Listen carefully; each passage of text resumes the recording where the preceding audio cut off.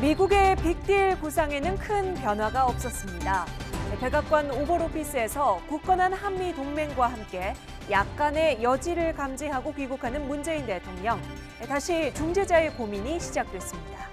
금요일입니다. 뉴스나이트 오늘의 주요 뉴스부터 전해드립니다.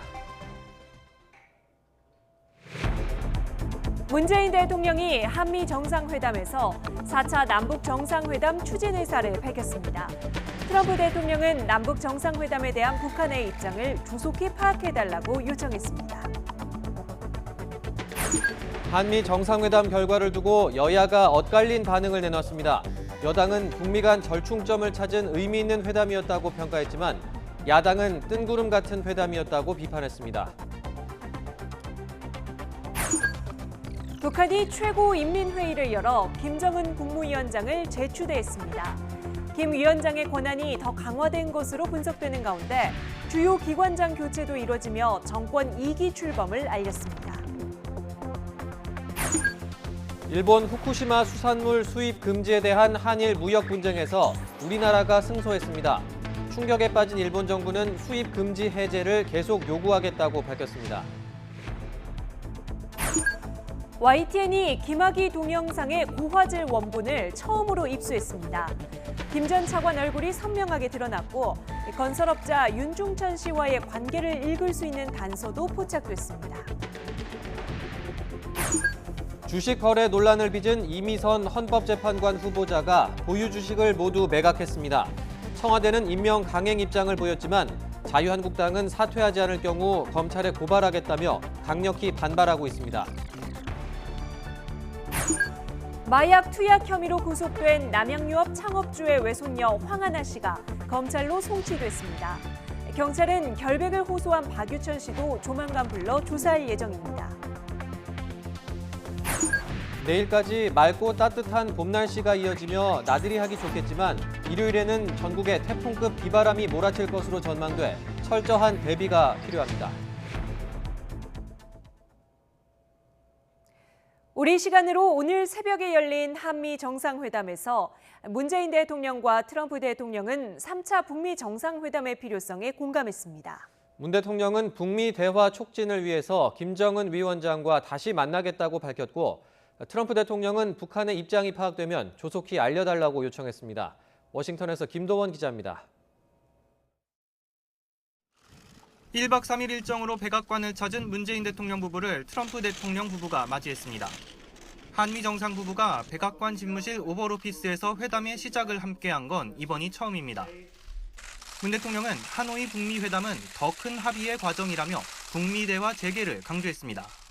중요한 것은 대화의 모멘텀을 계속 유지시켜 나가고 또 가까운 시일 내에 제3차 북미 회담이 열릴 수 있으리라는 그런 전망을 세계에 심어주는 것이 중요하다고 생각합니다.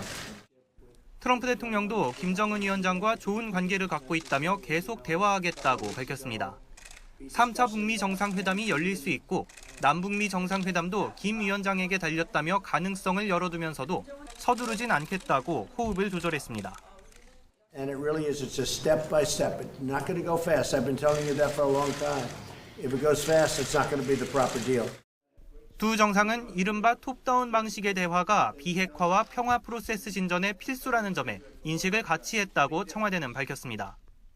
문 대통령은 조만간 남북 정상회담을 추진할 계획임을 설명하고 차기 북미 정상회담이 비핵화 협상 과정에서 또 다른 이정표가 될 수 있도록 트럼프 대통령과 긴밀히 협력해 나갈 의지를 재확인하였습니다. 트럼프 대통령은 회담 말미에 문 대통령에게 남북 정상회담을 통해 파악되는 북한의 입장을 가능한 조속히 알려달라고 요청했습니다. 두 정상은 3차 북미 정상회담의 개최 방안에 대해서도 심도 깊게 논의했습니다. 문 대통령은 트럼프 대통령의 한국 방문을 초청했는데 미국 측 반응이 긍정적이어서 이르면 다음 달 방안이 성사될 것으로 보입니다. 문 대통령과 트럼프 대통령의 7번째 정상회담은 부부간 회담에 이어 소규모 회담, 확대 회담 겸 업무 오찬까지 2시간 넘게 진행됐습니다. 이번 회담을 계기로 4차 남북 정상회담, 3차 북미 정상회담 등 톱다운 방식 비핵화 대화에 다시 시동이 걸렸습니다. 청와대는 한미 양 정상이 아주 구체적이고 허심탄회하게 논의했다고만 밝혀 향후 진행 상황이 주목됩니다. 워싱턴에서 YTN 김도원입니다. 이번 정상회담에서 트럼프 대통령은 비핵화 해법으로 일괄 타결식 빅딜을 강조하며 현 수준의 대북 제재를 유지하겠다는 원칙을 재확인했습니다.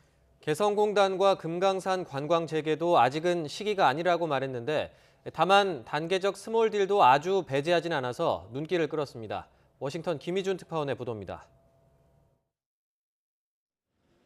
트럼프 대통령은 북한 비핵화 해법에서 단계적 합의, 스몰 딜도 가능하다고 운을 뗐습니다. 하지만 현재로선 일괄 타결식 빅딜에 무게를 실었습니다. At this moment, we're talking about the big deal. The big deal is we have to get rid of the nuclear weapons. 북한 비핵화에 실질적 진전이 있다면 단계적 이행이 가능하지만 일단 하노이 회담 결렬 이후 내세워온 빅딜론에 방점을 둔 것으로 해석됩니다. 개성공단과 금강산 관광 재개도 지금은 시기상조라는 견해를 밝혔습니다. This isn't the right time, but at the right time, I'd have great support with North Korea. 현재 수준의 대북 제재를 유지하겠다는 입장도 분명히 했습니다. We want sanctions to remain in place, and frankly, I had the option of significantly increasing them. I didn't want to do that. 더 강도 높은 제재를 고려하지 않는 것은 김정은 위원장과의 좋은 관계 때문이라고 설명했습니다. 또 대북 인도적 지원을 논의하고 있다며 한국의 식량 지원 등은 괜찮다고 말했습니다. 트럼프 대통령은 또 북한이 핵을 포기하면 한미와 중국, 일본 등 주변국의 지원이 쏟아질 거라며 엄청난 잠재력을 거듭 강조했습니다. 트럼프 대통령이 빅딜과 제재 유지를 재확인한 것은 북한을 비핵화로 이끌기 위한 원론적 입장으로 풀이됩니다. 미국 언론들은 그보다 김 위원장과의 신뢰관계를 부각하며 추가 협상을 위한 스몰딜 가능성을 열어둔 것에 더욱 주목했습니다. 워싱턴에서 YTN 김유진입니다. 한미 정상회담을 지켜본 정치권의 평가는 정반대였습니다. 여당인 더불어민주당은 굳건한 한미동맹을 재확인했다고 평가했고 다른 야당들 역시 대화의 불씨를 살렸다며 긍정적인 반응을 내놨습니다. 한국당은 뜬구름 잡는 회담이었다며 왜 갔는지 모르겠다고 혹평을 쏟아냈습니다. 최민기 기자가 보도합니다. 예산 지원을 위해 호남 지역을 찾은 더불어민주당 이해찬 대표는 이번 한미 정상회담은 중요하고 의미 있는 회담이었다고 말했습니다. 특히 미국과 북한 사이 협상의 접점을 찾기 위한 우리 정부의 노력을 높이 평가했습니다. 남북 정상회담이 이루어지고 그 자리에서 북한이 비핵화에 관한 완전한 로드맵을 제시를 하면은 제재 완화를 비롯해서 북미 관계가 다시 발전돼가는 계기가 될 거라고. 기자간담회를 자청한 바른미래당 손학규 대표도 교착 상태였던 북핵 협상의 동력을 재가동시킨 계기를 만들었다고 환영의 뜻을 밝혔습니다. 다만 실질적인 진전이 없었다며 아쉬움도 드러냈습니다. 이번 정상회담에서 북한의 완전한 비핵화를 위한 실질적 진전은 찾아보기 어렵다는 점에 대해서는 아쉬움을 표하지 않을 수 없습니다. 민주평화당과 정의당 역시 한미 공조를 재차 확인하는 계기가 됐다며 긍정적인 메시지를 보냈습니다. 반면 자유한국당은 혹평을 쏟아냈습니다. 황교안 대표와 나경원 원내대표 모두 알맹이 없이 뜬구름 잡는 회담일 뿐이었다며 왜 갔는지 모르겠다고 비판했습니다. 뜬구름 정상회담, 밑자락 깔기 위한 정상회담이라는 생각을 하면서 다시 한번 이 정부의 아마추어 외교에 대해서 또 북한 바라보기 외교에 대해서 실망을 금치 못한다는 말씀을 드립니다. 한국당은 특히 이번 회담이 남북 정상회담을 위한 사전 포석일 뿐이라고 깎아내리면서 한반도 비핵화 해법을 둘러싼 여야의 극명한 시각차를 다시 한번 드러냈습니다. YTN 최민기입니다. 북한 김정은 국무위원장이 어제 열린 최고인민회의에서 재추대됐습니다. 주요 국가기관장도 전격 교체하며 정권 2기 출범을 알렸습니다.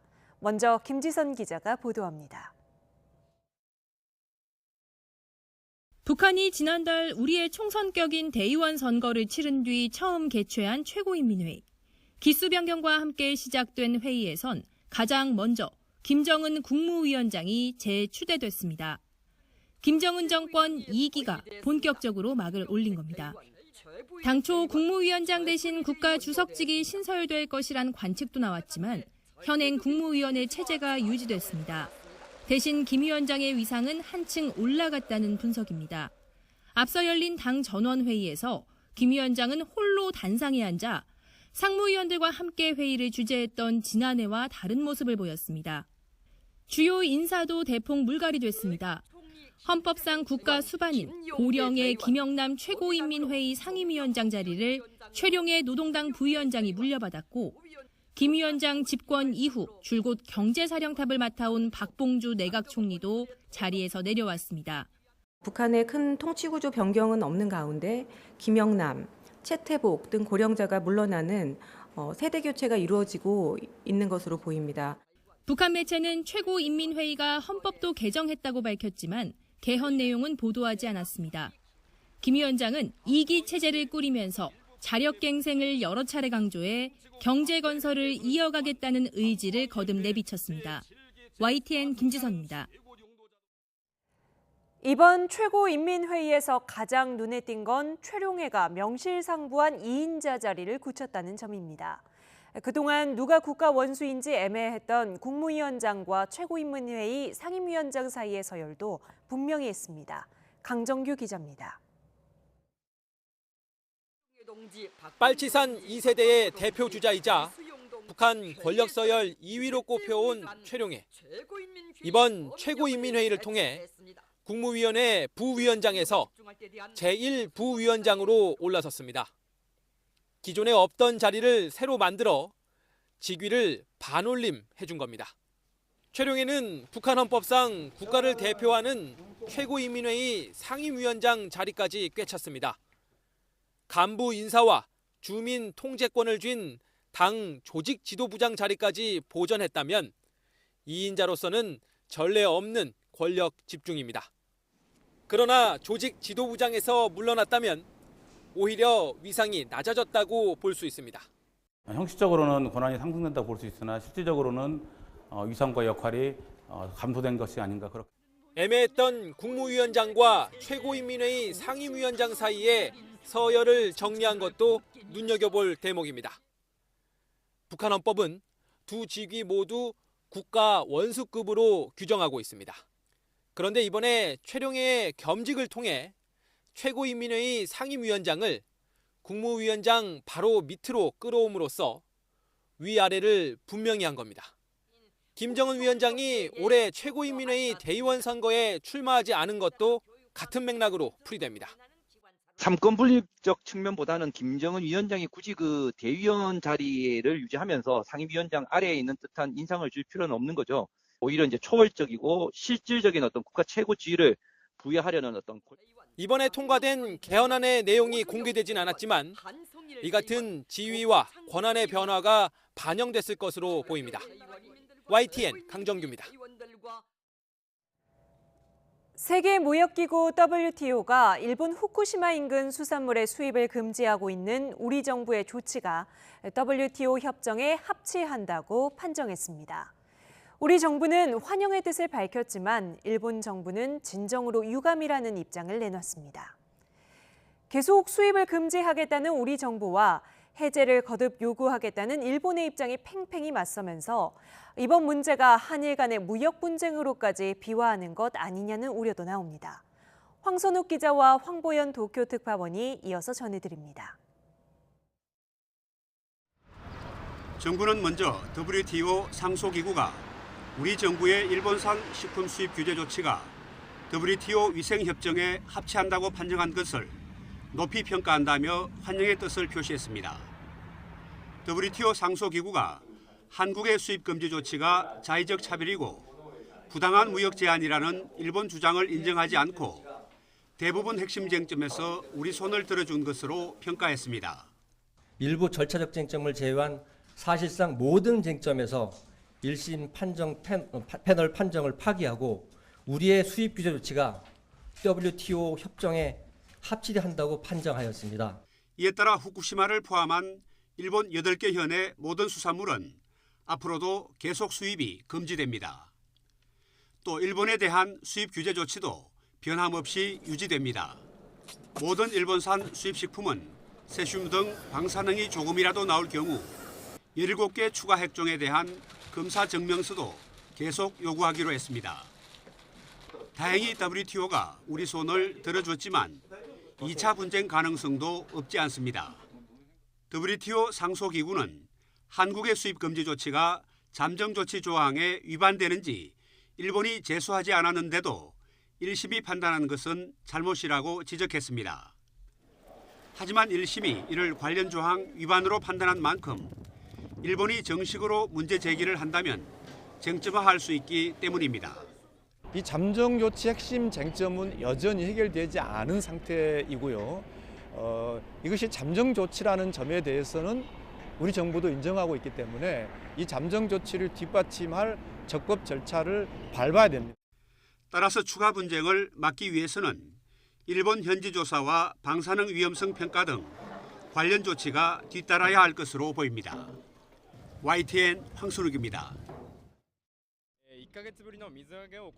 우리 정부의 후쿠시마산 수산물 수입 금지 조치에 문제가 없다는 WTO의 최종 판단이 나오자 일본 정부가 발끈했습니다. 我が国の主張が認められなかったことは誠に遺憾であります。 그러면서 지난해 2월 일본의 손을 들어준 1심 결과를 이번에 일부 인정한 부분을 성과로 강조했습니다. 우리 정부에 대해서는 계속해서 후쿠시마산 수산물 수입 재개를 요청하겠다는 말도 빼놓지 않았습니다. 我が国としては韓国に対して規制措置全体の撤廃を求めていくという立場に変わりはなく 잠옷 냉정해 보이는 공식 대응과 달리 일본 정부 내부에서는 당혹스러운 분위기가 역력합니다. 요미우리 신문은 예상하지 못한 결과다. 빨리 정보를 수집해 대응책을 마련하겠다는 일본 외무성 간부의 말로 이런 상황을 전했습니다. 일본 언론은 이번 판단을 일본 정부의 역전패로 냉정하게 규정했습니다. 1심에서 승소한 뒤 너무 안이하게 대응한 게 아니냐는 지적도 나옵니다. こういった日本政府としてこの上級委員会に向けた準備というのは十分だったんでしょうか。 WTO의 최종 판단으로 후쿠시마산 수산물이 안전하다는 그간의 일본 정부 주장은 설득력을 잃게 됐습니다. 우리 정부에 대한 승소를 발판으로 삼아 후쿠시마산 수출에 탄력을 붙이려던 계획도 차질이 불가피해졌습니다. 이번에 승소하면 그 결과를 들이밀며 다른 20여 개의 수입 규제 국가나 지역을 압박할 셈이었는데 패소로 끝났기 때문입니다. 조만간 치러질 2개 지역 국회의원 보궐선거와 후반기 통일지방선거, 이어 참의원 선거까지 줄줄이 앞둔 아베 정권으로서는 이번 패소가 정치적으로도 큰 부담이 될 가능성이 커 보입니다. 도쿄에서 YTN 황보현입니다. 문재인 대통령이 1박 3일간의 미국 방문 일정을 마치고 오늘 밤 9시 40분쯤 대통령 전용기 편으로 귀국했습니다. 문 대통령은 우리 시각으로 오늘 새벽 열린 트럼프 미국 대통령과의 회담에서 조만간 4차 남북 정상회담을 추진하겠다고 밝혔고 트럼프 대통령도 북한의 입장을 가능한 조속히 알려달라고 요청했습니다. 이에 따라 문 대통령은 귀국과 함께 대북 특사 파견 등을 통한 남북 정상회담 준비 작업에 본격적으로 나설 것으로 보입니다. 대북 특사로는 정의용 안보실장을 포함해 서훈 국정원장, 임종석 전 대통령 비서실장 등이 거론되고 있습니다. 시기와 관련해서는 4.27 판문점 선언 1주년에 즈음해 남북 정상회담이 추진될 것이라는 전망이 나오는 가운데 물리적인 시간이 얼마 남아있지 않은 점을 고려해 다음 달로 넘어갈 것이라는 관측도 제기됩니다.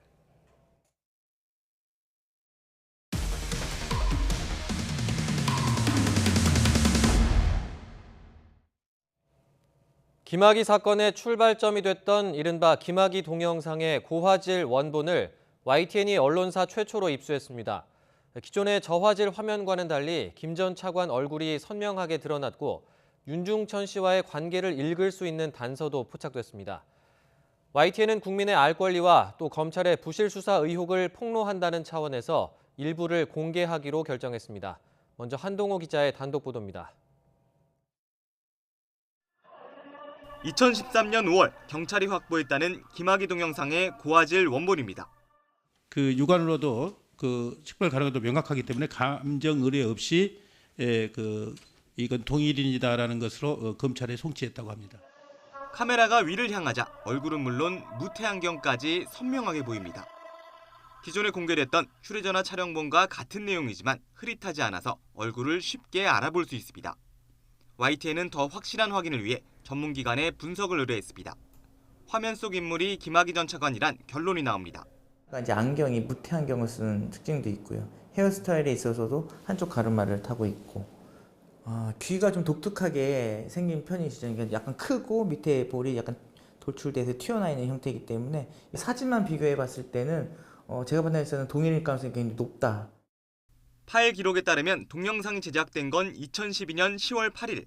이른바 김학의 사건의 출발점인 윤중천 씨와 권모 씨의 간통 고소 사건이 시작된 바로 그 시점입니다. 당시 윤 씨는 조카에게 시켜 특정 동영상 가운데 김 전 차관이 나온 장면만 추출해 CD로 복사해달라고 요청한 것으로 추정됩니다. 이와 관련해 당시 경찰 수사팀 관계자는 윤 씨가 김 전 차관과의 사이가 틀어지자 협박용으로 동영상 CD를 만든 것으로 안다고 말했습니다.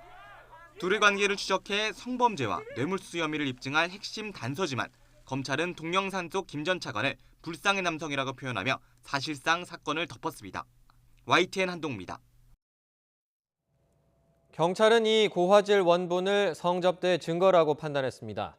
이에 따라 김학의 전 차관을 강제 수사하려 했지만 검찰은 번번이 이를 가로막았고 김 전 차관은 수사 와중에 등산까지 다녔습니다. 또 윤중천 씨 성범죄에 동원된 여성도 24명에 이르는 것으로 YTN 취재 결과 확인됐습니다. 이어서 홍성욱 기자가 단독 보도합니다. 동영상에서 김학의 전 차관과 함께 등장하는 여성. 원본에도 얼굴은 명확히 드러나지 않습니다. 2013년과 2014년 검찰이 김 전 차관을 무혐의 처분한 이유 가운데 하나도 이 여성을 특정할 수 없다는 거였습니다. 그런데 동영상 원본 앞부분, 뚜렷하게 찍힌 가구와 벽지를 보면 윤중천 씨 별장이라는 것이 확인됩니다. 현직 검사장이 건설업자 별장에서 노래 부르고 성관계한 것만은 사실이라는 얘기입니다. 그렇다면 김 전 차관은 윤 씨에게 무엇을 해줬을까? 대가성을 의심해 뇌물 혐의 수사가 이뤄져야 했지만 그러지 못했습니다. 체포는 물론이고 출국 금지, 통신 조회 등 김 전 차관에 대한 영장을 검찰이 수차례 반려한 겁니다. 그렇게 경찰 수사가 지지부진하게 흘러가던 2013년 5월, 김 전 차관은 정작 관악산 등산까지 다닌 것으로 확인됐습니다. 영장 안 주면 감히 김학의를 우리가 손댈 수 있어요? 출국 금지도 그때 당시에 다 시작되고 그랬었는데. 아예 그 손도 못해. 김학의와 관련된 주변 인물에 대한 영장도 다 시작됐었어요. 특히 YTN 취재 결과 2013년 경찰 수사 과정에서 윤 씨 성범죄에 동원된 것으로 확인된 여성은 모두 24명. 이 가운데 김 전 차관과 성관계를 맺었다고 진술한 여성은 5명입니다. 당시 경찰은 강제성에만 주목해 3명을 성폭행 피해자로 적시했고 이 중 1명은 무고 혐의로 최근 김 전 차관에게 고소까지 당했습니다. 그러나 이 여성 5명은 모두 윤 씨가 마련한 자리에 갔다가 김 전 차관을 알게 됐고 김 전 차관과의 성관계를 원한 것도 아니었다고 일관되게 말했습니다.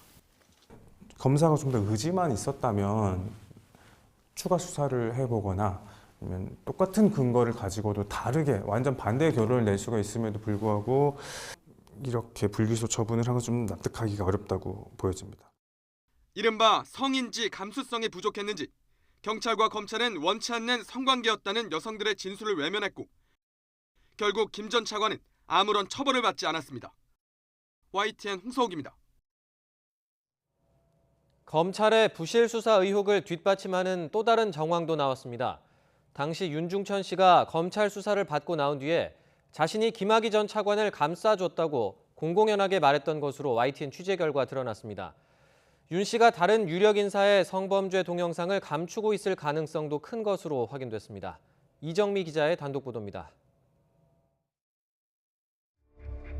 2014년 검찰은 김학의 전 차관의 특수 강간 혐의를 재수사하고도 증거가 불충분하다며 기소하지 않았습니다.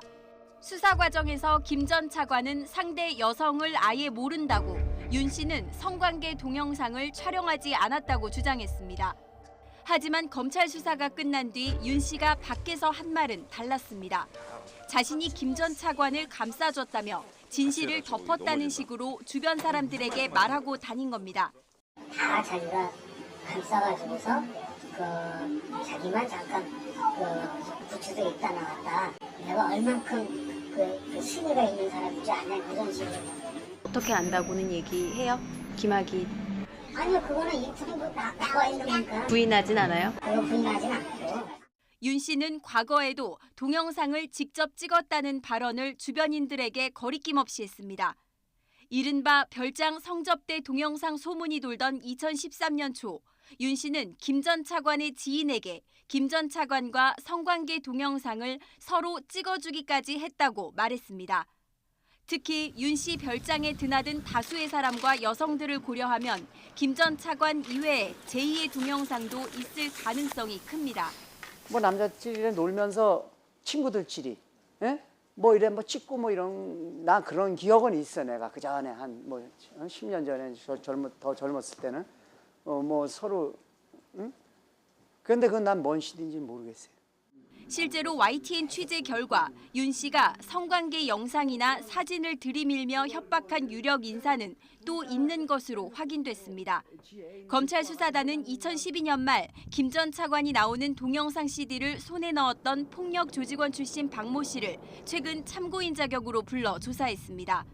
박 씨는 검찰 조사에서 다른 동영상은 보지 못했다고 진술했지만 김 전 차관 뇌물 혐의 이외에 윤중천 리스트의 실체를 밝히는 것도 수사단의 주요 과제가 될 전망입니다. YTN 이정미입니다. 이른바 김학의 동영상 속 인물이 김학의 전 차관이라는 YTN 보도에 대해서 김 전 차관 측은 깊은 유감을 표명했습니다. 김 전 차관은 영상에 대해 아는 바가 전혀 없고 출처불명의 영상에 의해 6년 동안 고통받고 있다며 해당 보도가 심각한 명예훼손에 해당돼 즉시 법적 조치를 취할 예정이라고 설명했습니다. 주식 거래 논란으로 사퇴 압박을 받는 이미선 헌법재판관 후보자가 보유 주식을 모두 매각하며 논란 진화에 나섰습니다. 정의당의 지원에 힘입은 청와대와 여당은 임명을 강행하겠다는 입장이지만 한국당은 이 후보자가 사퇴하지 않는다면 검찰에 고발하겠다며 맞서고 있습니다. 김주영 기자가 보도합니다. 전체 회의를 앞둔 국회 법제사법위원회 회의장 곳곳이 비어 있습니다. 이미선 헌법재판관 후보자의 인사청문 보고서를 채택하자는 요구가 받아들여지지 않자 여당 의원들이 모두 불참한 겁니다. 청문 보고서를 채택하려고 하니까 이미선 후보자와 같이 하지 않으면 의사일정에 합의를 못하겠다고 하는 것이 어떻게 말이 됩니까? 자유한국당과 바른미래당 의원들은 문영배 헌법재판관 후보자는 적격 의견으로 청문 보고서를 채택해 줄 테니 각종 주식 거래 의혹을 받는 이 후보자는 포기하라고 여당을 압박했습니다. 내부 미공개 정보나 작전 세력과의 무슨 정보 제공을 받지 않고는 신이 아닌 이상 이런 주식 거래를 하는 것은 현실적으로 거의 불가능하다. 이 후보자가 계속 버틸 경우 금융위원회 조사 의뢰는 물론 검찰에 고발도 하겠다고 예고했습니다. 잇따른 의혹에 곤혹스러워하던 청와대와 여당은 사퇴 요구에 대해서는 선을 그었습니다.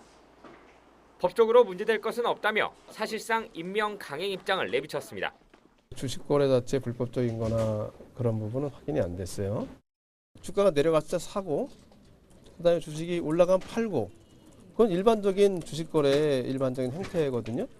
논란과 관련해 이 후보자는 보유한 주식을 모두 매각했다고 밝혔습니다.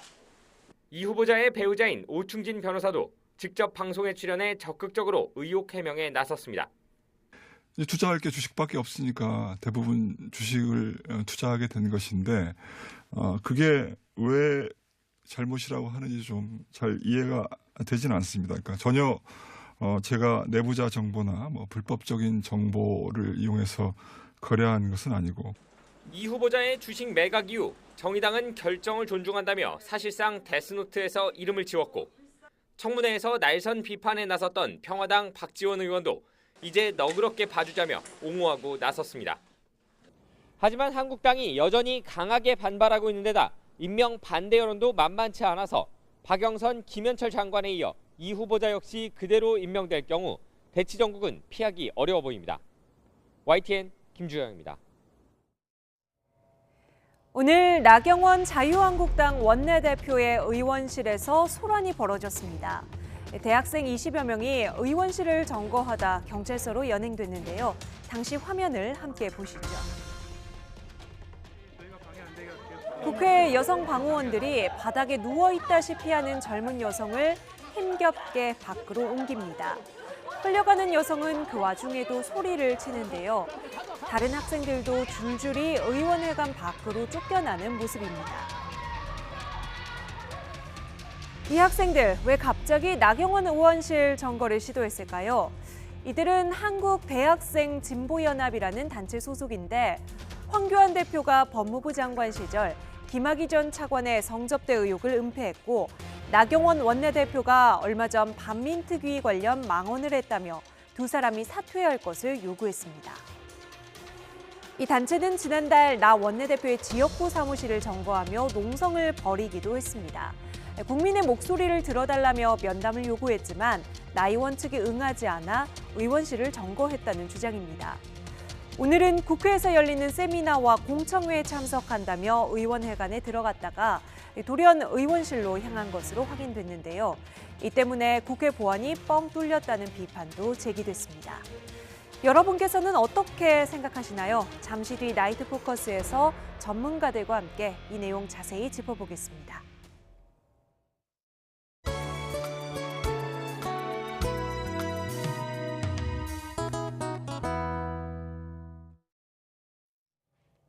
다음 달 초에 끝날 예정이던 유류세 인하 조치가 넉 달가량 더 연장됩니다.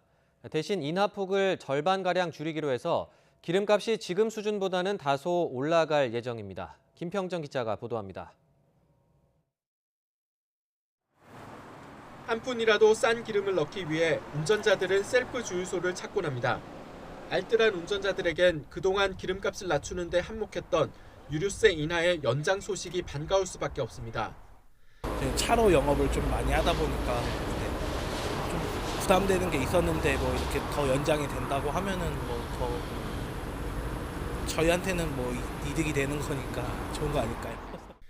지난해 11월 6일부터 6달 동안 시행하기로 했던 유류세 인하는 오는 8월 31일까지로 넉 달가량 더 연장됐습니다. 다만 15%였던 인하율이 절반 수준인 7%로 축소됐습니다. 깎아주는 폭을 줄였기 때문에 다음 달 7일부터 기름값이 지금보다 다소 오르는 것은 불가피합니다. 1,300원대 후반이던 평균 휘발유 가격은 1,400원대로 올라갈 전망입니다. 그렇더라도 원래 계획대로 유류세 인하를 완전히 폐지했을 때보다는 가격 상승폭이 적은 건 분명합니다. 이번 단계적 환원 방안은 국내외 유가 동향, 서민과 영세 자영업자의 유류비 부담, 소비에 미치는 영향 등을 종합적으로 감안해서 결정한 것입니다. 이번 연장 조치로 유류세 부담은 6천억 원가량 추가로 줄어들 것으로 보입니다. 정부는 9월 1일부터는 유류세 인하를 완전히 폐지하는 것을 원칙으로 하되 그 시점에 경제 상황을 고려해 결정하겠다고 밝혔습니다. 또 기름값이 오르기 전에 매점 매석 행위를 금지하고 집중 단속할 방침입니다. YTN 김평정입니다. 헌법재판소가 낙태죄의 헌법 불합치 결정을 내리면서 관련법 개정 전까지는 처벌 조항이 한시적으로 남아있게 됐습니다. 현재 낙태죄로 수사나 재판을 받는 사람들에게도 영향이 불가피해서 당분간 혼란이 예상됩니다. 강희경 기자의 보도입니다. 헌법재판소는 헌법 불합치 결정을 내리며 낙태죄에 대한 개선 입법이 이루어질 때까지는 현행법을 적용하는 게 타당하다고 설명했습니다. 즉 법리적으로는 개정 전까지 지금의 낙태죄로 기소와 처벌이 모두 가능하다는 겁니다. 하지만 헌재가 사실상 위헌 판단을 내린 만큼 그럴 가능성은 작다는 분석이 많습니다. 먼저 현재 낙태 혐의로 수사받고 있는 사람은 전국에 8명입니다. 검찰은 이들에 대해 기소유예 처분을 하거나 기소 자체를 보류할 가능성이 있습니다. 지난해 헌재가 대체복무제를 두지 않은 병역법 조항에 대해 헌법 불합치 결정을 내렸을 때도 그랬습니다. 낙태 혐의로 기소돼 재판 중인 피고인도 현재 16명이 있습니다. 각 재판부는 재판을 보류하거나 공소기각에 따른 무죄 판결을 내릴 것으로 보입니다. 다만 재판부가 법 개정 전까지 처벌 조항이 유효하다고 엄격하게 해석한다면 현행법에 따른 판결이 이루어질 가능성도 있습니다. 실제 지난 2009년 헌재가 야간 5개 집회 금지 조항에 대해 헌법 불합치 결정을 내린 이후 하급심 유무죄 판결이 엇갈려 혼란이 일기도 했습니다. 이미 낙태죄로 유죄 판결을 받은 사람은 재심 청구가 가능합니다. 이 경우 재심이 가능한지부터 각 법원이 판단해야 합니다. 헌법재판소법을 보면 위헌 결정이 난 사건이 이전에 합헌으로 결정받은 적 있다면 그 결정 다음 날로 소급 적용한다고 규정돼 있습니다. 하지만 지난 2012년 헌재의 합헌 판단과 이번 헌법 불합치 판단의 대상이 조금씩 달라 사건에 따라 재심 청구가 가능한 시점과 대상에 대해 해석의 차이가 날 수 있습니다. 법적 공백을 피하기 위한 헌법 불합치 결정에도 불구하고 수사기관과 법원의 구체적인 판단 기준이 나오기까지 혼란은 불가피해 보입니다. YTN 강희경입니다.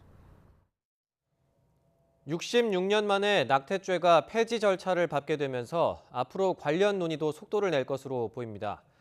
헌법재판관들이 임신 22주까지를 낙태 기준으로 언급했지만 여성단체들은 제한 없이 모든 결정권을 여성에게 맡겨야 한다고 주장하고 있습니다. 김우준 기자의 보도입니다. 낙태죄는 늦어도 내년 말에 폐지되고 국회는 그때까지 관련 법 조항을 고쳐야 합니다. 이 조항들은 2020년 12월 31일을 시한으로 입법자가 개정할 때까지 계속 적용된다. 여성단체들은 정부와 국회에 조속한 후속 조치 마련을 촉구하면서 방향성을 제시했습니다. 먼저 임신 몇 주까지 낙태를 허용할지 그 제한을 둬선 안 된다고 주장했습니다. 여성의 결정권을 임신 전 기간에 걸쳐 보장해야 한다는 겁니다. 앞으로 임신 중지의 보장에 있어서 어떠한 제한 조건도 필요치 않다는 것을 의미하는 것이며 오히려 필요한 것은 양육의 전 과정에 있어서 제대로 된 보장 체계와 성평등의 조건을 만드는 것임을 확인시켜주는 것입니다. 낙태와 피임도 보험 지급 대상에 포함하고 유산 유도약 도입도 필요하다고 지적했습니다. 이와 함께 의료인에 대한 낙태 관련 교육을 강화해야 한다고 강조했습니다. 수련이들이 안전한 임신 중지에 대한 충분한 교육을 받고 경험을 쌓은 뒤 배출될 수 있도록, 그리고 임신 중지가 필요한 사람들이 쉽고 안전하게 서비스를 찾을 수 있도록 해야 할 것입니다. 여성 단체들은 관련 논의가 광범위한 만큼 범정부 차원의 정책 연계가 마련돼야 한다고 밝혔습니다. YTN 김우준입니다.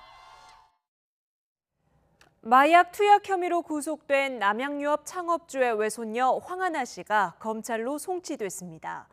4년 전에는 조사도 받지 않고 무혐의 처분을 받았지만 이번에는 처벌이 불가피해 보입니다. 이형원 기자가 보도합니다. 지난 4일 긴급 체포돼 구속 수사를 받아온 황하나 씨. 마약 상습 투약 혐의로 결국 검찰로 넘겨졌습니다. 사회적으로 무리를 일으켜서 정말 죄송합니다. 깊이 반성 중입니다. 황 씨는 지난 2015년 필로폰을 여러 차례 투약하고 지난해 4월 의사 처방도 없이 향정신성 의약품을 불법 복용한 혐의를 받고 있습니다. 이번 경찰 조사에서 지난 2월과 3월 서울 자택 등에서 필로폰을 투약한 사실도 드러났습니다. 마약을 끊었다가 연예인 A씨의 권유로 다시 손을 댔고 함께 투약까지 했다고 진술한 겁니다. 황 씨는 현재 혐의 대부분을 시인하고 있는 것으로 전해졌습니다. 다만 2015년 9월 마약 투약 혐의는 부인하고 있는데 서울 종로서에서 맡았던 당시 사건은 조사 한 번 받지 않고 무혐의 처분을 받았습니다. 봐주기 수사 논란을 일으킨 경찰 유착 의혹은 서울지방경찰청이 나서 수사하고 있습니다. 이와 별개로 경찰은 연예인 A씨에 대한 수사도 진행하고 있습니다. 해당 연예인으로 오르내린 가수 겸 배우 박유천 씨는 결백을 호소하며 자진 출석 의사를 밝힌 상태입니다. 다음 주 초쯤 조사가 이뤄질 것으로 보이는 가운데 경찰은 박 씨와 구체적인 소환 날짜를 조율하고 있습니다. YTN 이영훈입니다. 이렇게 유명인들의 마약 투약 사건이 잇따라 터지고 있는 가운데 우리나라로 몰래 들여오는 마약류가 최근 5년 동안 6배나 늘어난 것으로 나타났습니다. 자유한국당 이종배 의원이 관세청으로부터 확보한 자료를 보면 필로폰이나 대마 같은 마약류 적발량은 2014년보다 지난해 426kg으로 6배 가까이 늘었습니다. 1회 투여량을 0.03g으로 볼 때 지난해 적발량은 1,420만 명이 한꺼번에 투약할 수 있는 양입니다. 갑자기 달려든 개의 공격에 사람이 다치는 사고가 이어지고 있습니다. 최근 안성에 이어 이번엔 부산에서 이런 사고가 났는데요. 관련법을 강화한 이후에도 허점이 여전하다는 지적이 나옵니다. 김종호 기자가 보도합니다. 아파트 엘리베이터 안에 20대 여성이 개 2마리와 있습니다. 지하 1층에 도착해 문이 열리자 2마리 가운데 덩치가 큰 한 마리가 달려나가 눈 깜짝할 사이에 밖에 있던 남성을 공격합니다. 여성이 뒤늦게 목줄을 당겼지만 남성은 병원으로 옮겨져 수술을 받았습니다. 그대로 딱 쓰러졌는데 너무 아픈 거예요. 그래갖고 막 그분은 당황해서 있고 운동화 제가 바닥에 엎드려서 CCTV를 보면 개를 향한 어떤 위협 행위도 발견되지 않았습니다. 음식물 쓰레기통을 들고 승강기 앞에서 기다리다가 문이 열리는 것을 보고 뒤로 물러섰는데 개가 곧바로 달려들었습니다. 남성을 문 개는 올드 잉글리시 쉽독, 길이 1m에 몸무게가 45kg이나 나가는 큰 개지만 최근 강화된 동물보호법에서도 맹견으로 분류된 종은 아닙니다. 따라서 외출할 때 입마개를 채우지 않아도 됩니다. 경찰은 하지만 개 주인의 안전 조치에 문제가 있다고 봤습니다. 사람에 따라 공간에 따라서 적절하게 이 길이를 해줘야 되는데 이 사람 같은 경우에는 1m 이상 길이가 느슨해져 있었으니 그게 이제 위반이라고. 개에 물려 119 도움을 받은 사람은 매년 2천여 명.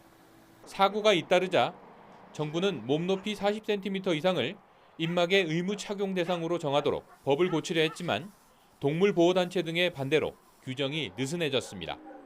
YTN 김종호입니다. 대형 쇼핑몰 화장실에서 20대 남성 간호사가 몸에 주사바늘이 꽂혀 숨진 채 발견돼 경찰이 수사에 나섰습니다. 경기 고양경찰서는 그제 오전 9시쯤 고양시 대형 쇼핑센터 화장실에서 28살 A씨가 숨진 채 발견됐다고 밝혔습니다. 발견 당시 A씨는 화장실 변기가 있는 칸 안에 쓰러져 있었는데 몸에는 주사바늘이, 바닥에는 주사기와 수액 봉지가 떨어져 있었습니다. 경찰은 A씨가 쇼핑몰 안에 있는 미용실을 예약했던 상태였고 평소 수상한 징후도 없었다는 주변인 진술 등을 토대로 다양한 가능성을 염두에 두고 수사할 예정입니다. 보복운전 혐의를 받는 배우 최민수 씨의 첫 재판이 열렸습니다. 여유로운 표정으로 법원에 들어선 최 씨는 자신에게 적용된 혐의가 전부 사실과 다르다며 결백을 주장했습니다. 김태민 기자의 보도입니다. 정장 차림을 한 배우 최민수 씨가 모습을 드러냅니다. 보복운전을 한 혐의로 기소돼 첫 재판을 받기 위해 법원에 나온 겁니다. 취재진 앞에서도 여유로운 표정을 유지하며 결백을 주장했습니다. 오늘 제가 저에게 내려진 모든 혐의에 대해서는 절대 사실과 다르다라는 말씀드리고 싶고 법정에서 제 양심의 법에 따라서 철저하게 시시비비를 가릴 겁니다. 최 씨는 지난해 9월 서울 여의도에서 다른 차를 앞질렀다 급정거해 위협하고 모욕적인 언행을 한 혐의를 받습니다. 이에 대해 최 씨 측은 당시 상대방이 접촉사고를 내고도 그냥 달아나 붙잡았을 뿐이라고 말했습니다. 또 욕설 섞인 말이 오간 건 맞지만 둘만 있는 장소에서 벌어진 일이라 모욕죄가 성립되지 않는다고 주장했습니다. 하지만 검찰은 최 씨가 주차장에서 나오는 피해자를 기다렸다 쫓아가 진로를 방해하고 모욕을 준 혐의가 인정된다고 맞섰습니다. 피해자 측 역시 애초에 접촉사고가 일어나지 않았는데도 최 씨가 보복운전을 하고 몸짓과 영어를 섞어 욕을 했다고 주장했습니다. 양측의 주장이 팽팽히 맞서는 가운데 재판부는 최 씨의 동승자와 피해 당사자 등을 증인으로 불러 사실관계를 가릴 예정입니다. 첫 재판을 마친 최 씨는 당시 신중하게 대처하지 못해 법정까지 오게 된 점에 대해 유감이라는 뜻을 밝혔습니다. 법정에는 부인 강주은 씨가 동행해 눈길을 끌기도 했습니다. YTN 김태민입니다. 퇴거 문제를 놓고 재건축 조합과 상인들이 갈등을 빚고 있는 서울 개포주공 1단지 상가에 대해서 법원이 강제 집행에 나섰습니다.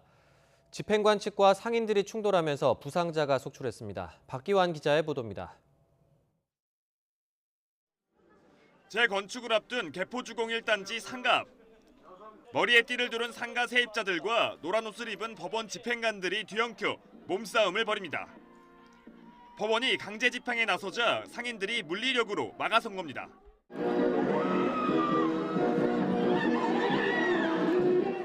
세입자들은 차벽과 철창 뒤에 숨어 강제 철거를 방해했고 집행관들은 살수차까지 동원했습니다. 갈등은 일부 상가 세입자들이 퇴거에 불응하면서 시작됐습니다. 개포주공 1단지는 지난 2016년 재건축 허가가 떨어진 뒤 지난해 9월까지 이주를 마칠 예정이었지만 세입자 일부가 이주를 거부한 겁니다. 작게는 10년부터 40년 가까이 여기서 영업하던 분들이 주로 많아요. 그렇죠. 그냥 일방적으로 언제까지 나가라 한 거죠.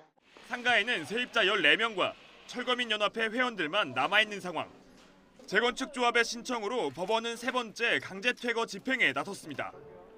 집행관 43명이 동원됐고 경찰관 300여 명도 만일의 사태에 대비했습니다. 하지만 양측이 격렬하게 충돌하면서 13명이 다쳐 병원으로 옮겨졌습니다. 또 철거민 11명은 공무집행 방해로 경찰에 체포됐습니다. 재건축 조합 측은 늦어도 오는 6월까지 이주를 마치고 재건축 공사에 착수할 계획입니다. YTN 박기환입니다.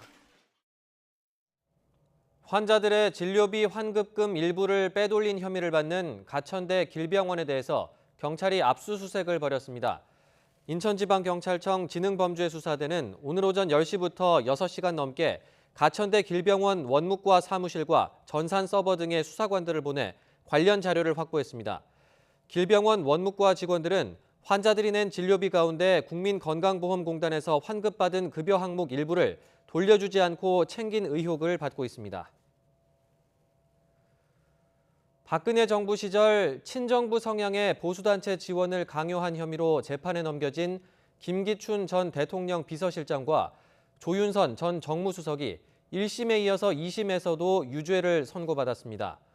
항소심 재판부는 김 전 실장이 이 사건의 시작이자 기획자라며 1심에서 인정하지 않았던 직권남용 혐의도 유죄로 판단했습니다. 김대겸 기자가 보도합니다. 흰 마스크를 쓴 김기춘 전 대통령 비서실장이 부축을 받으며 힘겹게 법정으로 향합니다. 박근혜 정부 시절 친정부 보수단체의 자금 지원을 강요한 이른바 화이트리스트 사건 항소심에서 김 전 실장은 앞선 1심과 같이 징역 1년 6개월을 선고받았습니다. 직권남용을 인정하지 않았던 1심과 달리 2심 재판부는 직권남용죄와 강요죄 모두 유죄로 인정했습니다. 신설된 국민소통비서관실의 업무 범위에 정경련에 대한 자금 지원 요청도 포함된다고 판단했습니다.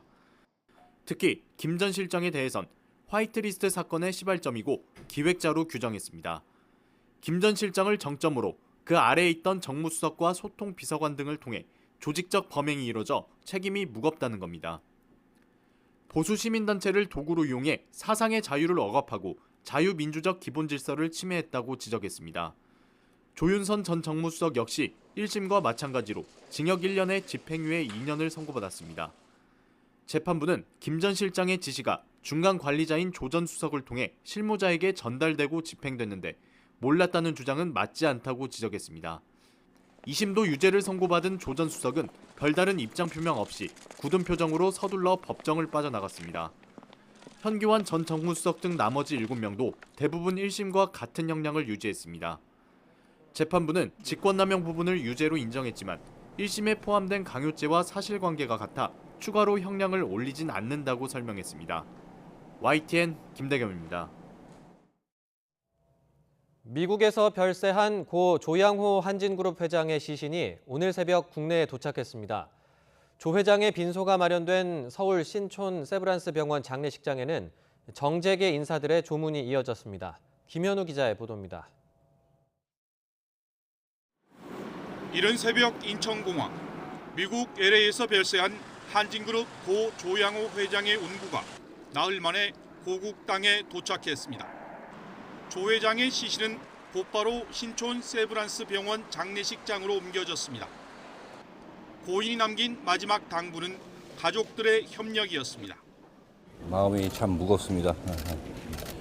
가서 임종만 지키고 왔는데 앞으로 가족들과 협의해서 앞으로 있을 일을 협의하겠습니다.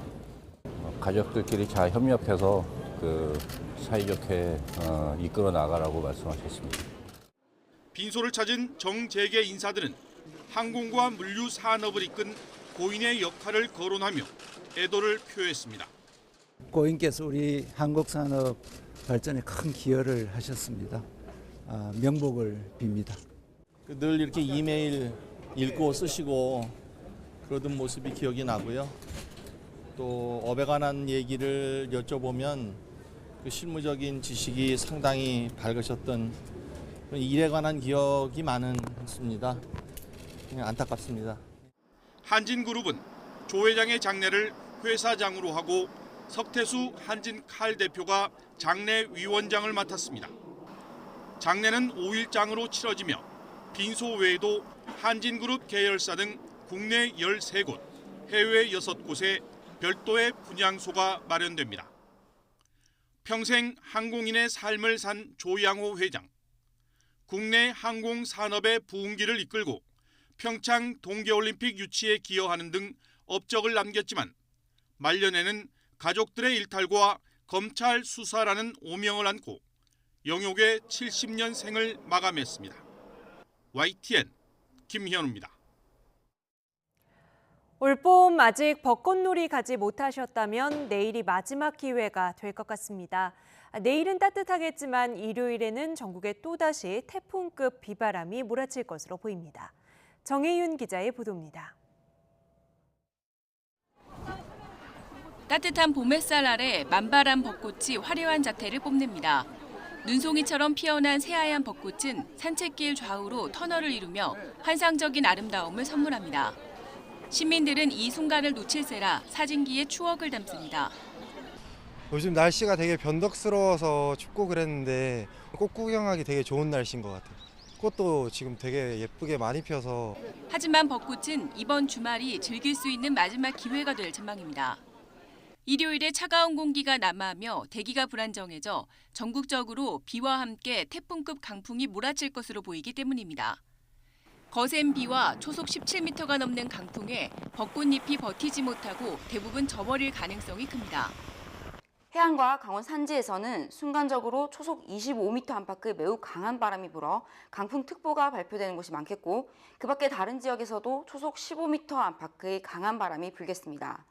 기상청은 비는 일요일 밤부터 그치겠지만 강풍은 다음 주 월요일까지 계속되겠다며 해빙기 안전사고와 시설물 관리에 유의해달라고 당부했습니다. YTN 정혜윤입니다. 그룹 방탄소년단이 새로운 미니 앨범으로 8개월 만에 돌아왔습니다. 지난해 세계 무대를 훨훨 날아다녔던 방탄소년단, 이번에는 어떤 돌풍을 일으킬까요? 박석영 기자의 보도입니다.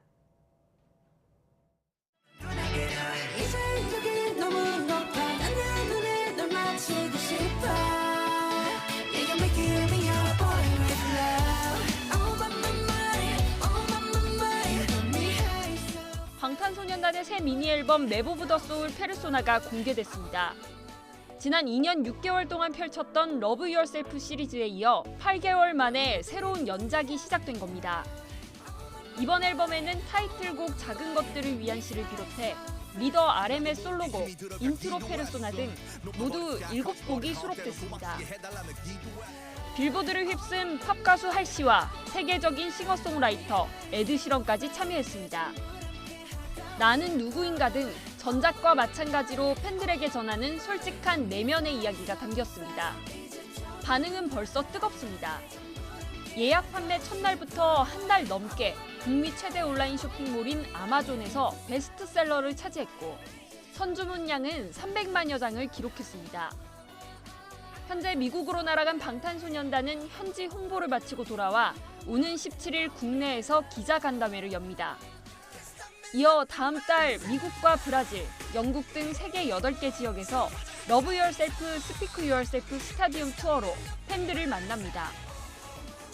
너 자신을 사랑하라는 메시지를 남기며 각종 신기록을 세운 방탄소년단. 새 앨범과 함께 글로벌 무대를 향한 끝없는 질주를 이어갈지 주목됩니다. YTN 박서경입니다.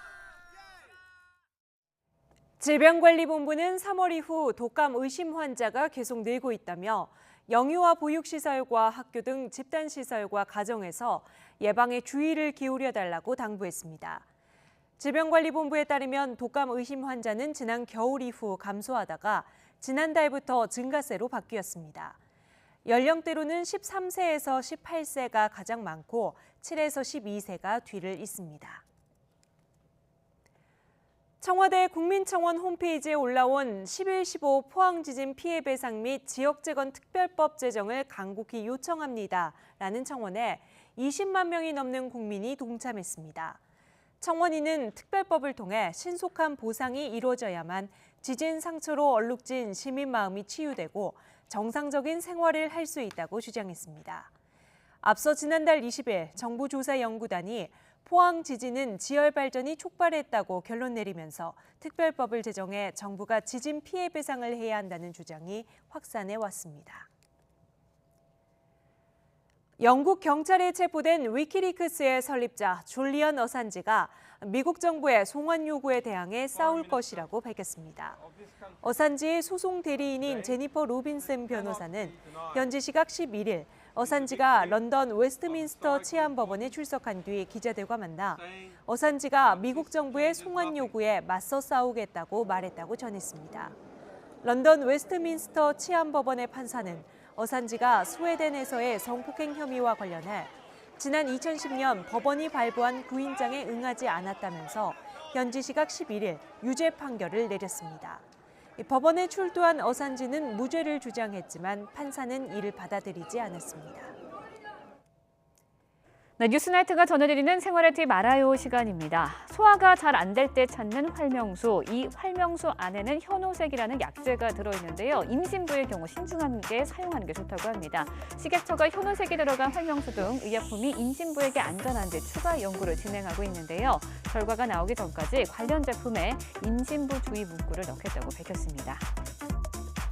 네, 강원도 대규모 산불로 집을 잃은 이재민들에게 공공임대주택이 2년 동안 무상으로 지원됩니다. 입주 대상은 화재 피해를 본 주택에 거주했던 분들로 한국토지주택공사 LH가 민간주택을 이용해 전세 임대도 비슷한 방식으로 2년 동안 무상으로 지원할 예정이라고 합니다. 네, 강원 지역 산불 피해 복구를 위해 봉사활동 떠나시는 분들 계시죠? 이런 분들을 위해 자원봉사 차량의 고속도로 통행료가 면제됩니다. 속초와 북양양, 양양 등 4개 고속도로 영업소를 진입하거나 출입하는 자원봉사 차량은 무료로 지나갈 수 있고요. 강원도 자원봉사센터나 피해 현장 자원봉사센터에서 확인증을 발급받아 요금소에 제출하면 됩니다. 네, 고속도로 경부선 안성휴게소 양방향과 영동선 여주휴게소 강릉방향 3곳에 고속도로 수소 충전소가 문을 열었습니다. 아침 8시부터 밤 10시까지 1년 내내 운영이 되고요. 요금은 1kg에 8,000원입니다. 올 상반기에는 5곳이 추가로 더 충전소가 설치될 예정입니다. 네, 경기도교육청이 다음 주부터 25개 교육지원청에 학교폭력 전담부서인 학생지원센터를 설치하기로 했습니다. 학교폭력과 관련한 지원과 가해 피해 학생 사후 관리 등을 담당하게 되는데요. 하반기에는 학교폭력 전담 장학사를 센터에 추가 배치할 예정이라고 합니다. 네, 올해로 45회째를 맞는 보성 다양 대축제가 전남 보성에 있는 한국차문화공원에서 다음 달 2일부터 6일까지 열립니다. 차문화 체험과 전시 경연 등 다양한 프로그램이 준비되어 있다고 하니까 나들이 계획 세워보시는 것도 좋을 것 같습니다. 지금까지 알아요였습니다.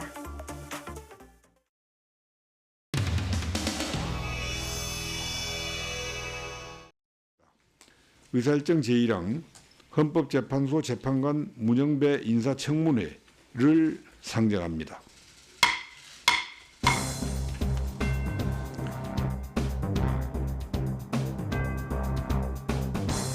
우리가 인사청문회를 한들 무슨 소용이 있겠습니까? 오로지 dob선과 똑같은 거를 푸시하고 있어가지고 아니 좀 들어보세요. 너무 많이 잠시 나가게. 예. 예.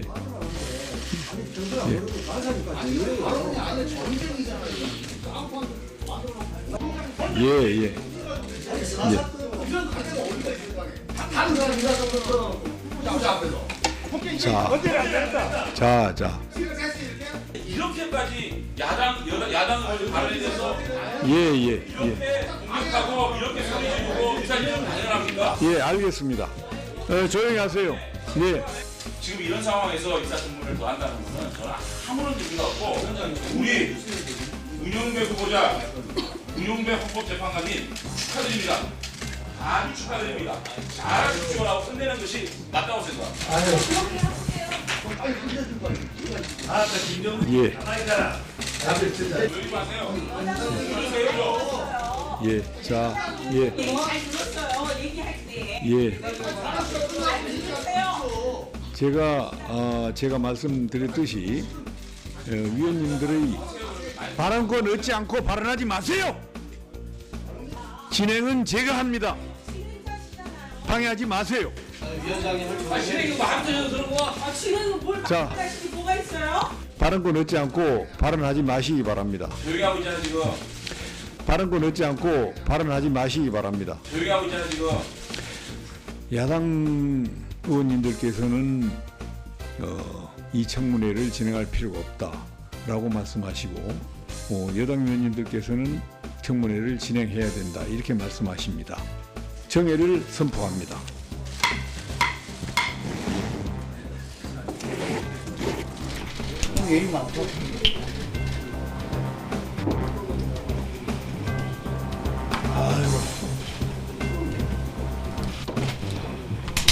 이런 사바세계에 살다 보면 참 한잔한다.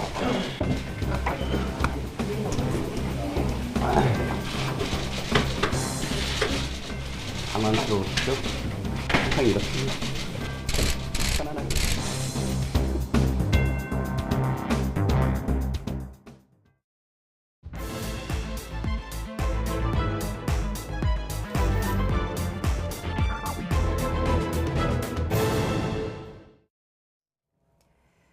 검찰은 불상의 남성이라고 했지만 공개된 동영상 속 남성의 얼굴은 예상보다 뚜렷했습니다. 이른바 김학의 동영상의 고화질 원본을 YTN이 언론사 최초로 입수해 오늘 보도해드렸습니다. 이 동영상을 토대로 진실에 조금 더 접근해 보도록 하겠습니다. 이현종 문화일보 논설위원 이중재 변호사와 함께합니다. 두 분 안녕하세요. 네, 안녕하세요. 네, 먼저 시청자 여러분께 드리고 싶은 말씀은 저희 취재진이 2차 피해를 우려해서 이 동영상을 아예 공개하지 않는 방안도 고민했다는 점입니다. 하지만 국민의 알 권리를 보장하고 검찰의 부실 수사 의혹을 파헤치기 위해서 최소한의 공개는 불가피하다고 판단했습니다. 최소한의 분량을 공개하되 최대한 피해자를 보호하고자 했다는 점을 알려드립니다. 주제어 영상부터 보겠습니다.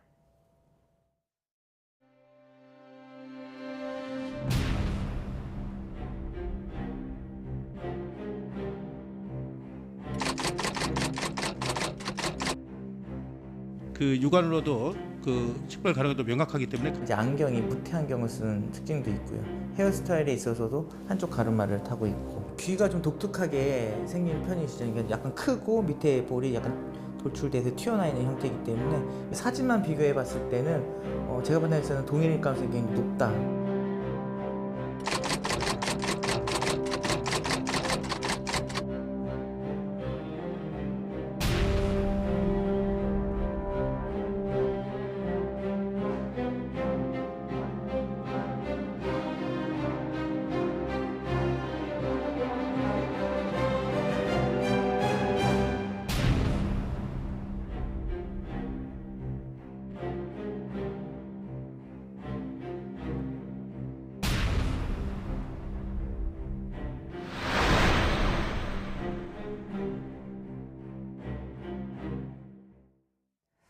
네, 민감용 경찰청장이 국회에서 육안으로도 김학의 전 차관이 확실하다고 얘기했던 바로 그 원본 동영상입니다. 두 분도 저희 보도를 보셨을 텐데요. 일단 눈으로 보시기에 어떻습니까? 김학의 전 차관 얼굴을 아는 분들이 보면은 굉장히 비슷하다고 생각하실 것 같아요. 네. 그런데 저는 여기서 핵심은 지금 저 동영상 관련해서 우리가 알고 싶은 거는 과연 성범죄가 있었느냐 아니냐 그게 더 핵심이거든요. 네. 그렇기 때문에 지금 저 동영상은 알려진 바로는 윤중천 씨가 네. 오촌 조카한테 의뢰해서 여러 장면이 있는 것 중에 김학의 전 차관이 나오는 장면만을 좀 뽑아봐라. 네네. 이렇게 해서 만들었단 말이에요. 그러면 일종의 뭐 어떻게 보면 편집이죠. 편집인데 과연 범죄 행위로 볼 수 있는 부분, 제가 뭐 동영상을 제가 다 본 게 네. 아니니까 그런 부분까지도 김학의 전 차관의 얼굴이 식별 가능하냐. 수사를 하는 입장에서는 그게 제일 네. 궁금할 것 같아요. 저건 뭐 여성하고 저렇게 끌어안고 뭐 노래를 불렀다. 저게 네. 만약에 김학의 전 차관이 확실하다 하더라도 저건 뭐 부적절할 수는 있어요. 그렇지만은 수사를 하는 입장에서는 저게 범죄하고 연결이 돼야 되는데 네. 저 장면만 봐서는 범죄하고는 연결이 안 되거든요. 그래서 나머지 장면을 볼 때 처음에도 말씀드렸듯이 네. 그게 범죄하고 연결될 수 있는 정도로 김학의 전 차관의 얼굴이 식별되느냐. 네. 그게 더 중요하다고 저는 생각을 합니다. 법적 판단의 시야로 설명을 해주셨습니다. 근데 이제 물론 이제 김학의 전 차관의 어떤 혐의 내용으로 보면 변호사님 말씀대로 이제 과연 성범죄가 있었느냐 없었냐 중요하지만 네. 저는 이제 절차적으로 보면 이게 지금 지난번 민감용 경찰청장이 나와서 이게 이제 두 가지 영상이 있지 않습니까? 2013년도 3월에 경찰이 입수한 것, 그다음에 5월에 입수한 것. 3월 영상 같은 경우는 이 영상을 휴대폰으로 찍은 영상이기 때문에 굉장히 이제 긴지 민지 모르기 때문에 사실 이거는 이제 그때 당시에 감정을 의뢰를 했습니다. 근데 감정 결과를 보면 일 수도 있고 아닐 수도 있다라는 그런 이제 결정을 내린 거거든요. 근데 이제 그래서 2달 뒤에 이제 지금 보신 그 동영상을 직접 입수를 해보니까 너무나 김학의 전 차관이 맞아서 네. 감정도 없이 이제 검찰에 넘겼다는 거거든요. 근데 이제 검찰에서 보니까 이거는 뭐 이 사람이 특정할 수가 없다라고 네. 해서 사실은 이제 한 차례 조사를 하고 무혐의 처리한 거 아니겠습니까? 네. 그러니까 저는 초점을 맞춘 게 뭐냐면 물론 김학의 전 차관의 혐의 내용도 중요하지만 그러나 똑같은 수사기관이 예를 들어서 네. 민감용 경찰청장도 뭐 수사를 30년 이상 해본 분이고 자 그렇다면 누가 봐도 저분이 명확하다라고 이야기를 네. 했는데 왜 두 그 사법기관은 다른 결정을 내렸을까? 네. 즉 한쪽에서는 명확하다, 한쪽에서는 알 수가 없다. 그러니까 오히려 검찰 입장에서 보면 검찰 쪽에 아는 분들이 더 많을 거 아니에요. 네. 그러니까 그렇다면 지금 수사에 이제 지금 과거사 주사위나 지금 특수수사에서 하고 있는 것도 그렇다면 검찰이 과연 이 영상을 입수를 하고 나서 어떤 절차를 통해서 김학의 전 차관을 확인했는지 이 부분에 오히려 저는 더 의문스럽습니다. 그래 분명히 그 말씀 맞아요. 그런데 수사하는 입장에서는 지금 보도된 거에 의해서 뭐 저도 파악할 수밖에 없습니다만은 검찰의 당시 무혐의 처분한 결정문을 보면은 네. 김학의 차관이 맞다 안 맞다 이 얘기를 한 게 아니에요. 그러니까 무혐의니까 뭐 관련 당사자들의 진술도 지금 오락가락하고 당시에는 뭐 피해 여성들도 저게 맞다 나다 이렇게 얘기한 여성이 없었다는 것 같아요. 그러니까 검찰 입장에서는 혐의 유무를 결정하는 데 있어서 김학의 차관이 맞다 아니다 확인해 줄 필요가 없었던 거죠. 그러니까 일단, 네. 지금 말씀하신 것처럼 경찰에서는 그 동영상 속의 얼굴이 김학의 전 차관이 맞다. 반면에 검찰에서는 아니다. 이렇게 얘기한 건 아닌 것 같아요. 그러니까 혐의 없음 처분을 하면서 밝힐 필요가 없으니까 네. 확인을 안 해줬을 뿐이죠. 네, 이제 뭐 계속해서 피해자들은 그런 주장을 하고 있는 사람은 있지 않습니까? 수사는 진행이 돼야 될 것 같으니 이 영상 이제 어떤 단서가 될지 보도록 하죠. 일단 비슷한 사람인데 김학의라는 사람으로 보려고 하니까 그렇게 보이는 것 아닐까. 그래서 취재진이 이 영상을 들고 전문기관을 찾아갔습니다. 어떤 분석 내놨는지 보고 오시죠. 일단 전체적인 얼굴의 윤곽선이라든지 얼굴의 너비, 뭐 눈, 코, 입기 위치, 또 착용하고 있는 안경테, 또 머리 헤어스타일, 그리고 또 몸의 신체의 그 볼륨감 등을 종합해 보면은 동일의 인물일 가능성이 매우 높다라고 보여집니다. 일단 얼굴 너비가 좀 약간 옆쪽으로 좀 넓은 형태를 띠고 있고 얼굴도 약간 각진 형태를 띠고 있어요. 약간 동그란 형태의 얼굴. 그리고 또 특징 중에 하나가 이제 안경이 무태 안경을 쓰는 특징도 있고요. 헤어스타일에 있어서도 한쪽 가르마를 타고 있고 또 눈썹도는 뭐 눈, 코, 입기의 특징적인 그 비율 같은 것들도 대부분 일치한다고 보시면 될 것 같습니다. 귀가 좀 독특하게 생긴 편이시죠. 그러니까 약간 크고 밑에 볼이 약간 돌출돼서 튀어나와 있는 형태이기 때문에 이것도 특징 중에 하나라고 보시면 될 것 같습니다. 제가 판단했을 때는 뭐 더 정밀한 분석을 위해서는 그 대상 인물을 동일한 얼굴로 배치시켜 놓고 대조 분석하는 게 가장 좋은데요. 그렇지 않고 그냥 사진만 비교해 봤을 때는 제가 판단했을 때는 동일일 가능성이 굉장히 높다라고 소견을 낼 수 있을 것 같습니다. 네, 얼굴의 세부적인 특징들이 닮았다는 설명인데요. 저희가 김학의 전 차관 측에서 반론이 계속해서 나오고 있기 때문에 저희 취재진이 보도해드렸던 내용보다도 조금 더 길게 자세히 들어봤습니다. 일단 공식석상에서 포착된 김학의 전 차관의 얼굴과 이 동영상 속 남성의 얼굴을 좀 비교를 하면서 좀 보도록 할까요? 일단 뭐 무태 안경을 쓰고 있다는 특징, 뭐 무태 안경 쓰고 있는 사람은 많을 수는 있겠습니다만 뭐 가르마의 위치라든지 귓볼의 형태 이런 것들을 들어서 설명을 하고 있습니다. 어떻게 보이세요? 그러니까 뭐 일반적으로 그냥 김학의 전 차관을 모르는 분이 봐도 어느 정도 좀 윤곽이나 이런 것들은 상당히 좀 비슷하다라고 느낄 수밖에 없을 것 같아요. 근데 이제 우리가 아무래도 이거는 이제 예를 들어서 우리 일반인들의 보는 이제 어떤 그 느낌이고 사실은 수사에 활용되기 위해서는 또 전문 감식기관 또 어떤 법적으로 권위가 있는 감식기관에 또 감식이 이제 필요한 거 아니겠습니까? 이제 문제는 이제 지금 저 전체적인 모습만 보면은 상당히 좀 어떤 유사하다 이런 좀 판단은 좀 내릴 수는 있을 것 같습니다. 그렇지만 이것이 어떤 면에서 확증이 되려고 그러면 결국 이제 아마 공식 기관에 좀 권위 있는 판단이 있어야 될 것 같습니다. 네, 모습뿐만이 아니라 이 동영상이 어디서 또 어떤 상황에서 촬영이 됐는지 좀 포착할 수 있는 단서들도 동영상에 등장하나요?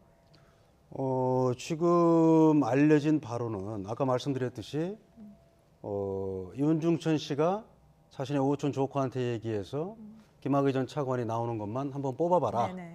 뭐 이렇게 했다고 하고요. 그다음에 이제 그게 흐리니까 또 거의 뭐 원본인지 아닌지 모르겠습니다만 굉장히 뭐 원본을 얘기하는 건지 아니면은 굉장히 좀 화질이 좋은 건지를 뭐 그걸 의미하는 건지는 지금 모르겠어요. 그런데 한 여성의 차량 안에 CD 7장이 있었다는 거예요. 그거를 또 뭐 지금 알려지기로는 뭐 폭력 조직원의 일원이라고 하는 사람이 또 그 여성의 차량에서 그걸 가져갔다는 거예요. 그래서 그거를 경찰이 다시 입수를 해보니까 화질이 굉장히 뚜렷하더라. 뭐 그래서 이거는 김학의 전 차관이 틀림없다. 뭐 이렇게 얘기를 하고 그래서 이제 경찰에서는 이건 틀림없다 해서 이제 검찰에 압수수색 영장도 신청하고 뭐 통신사실 조회 신청도 하고 했습니다마는 검찰에서 계속 영장을 반려했다.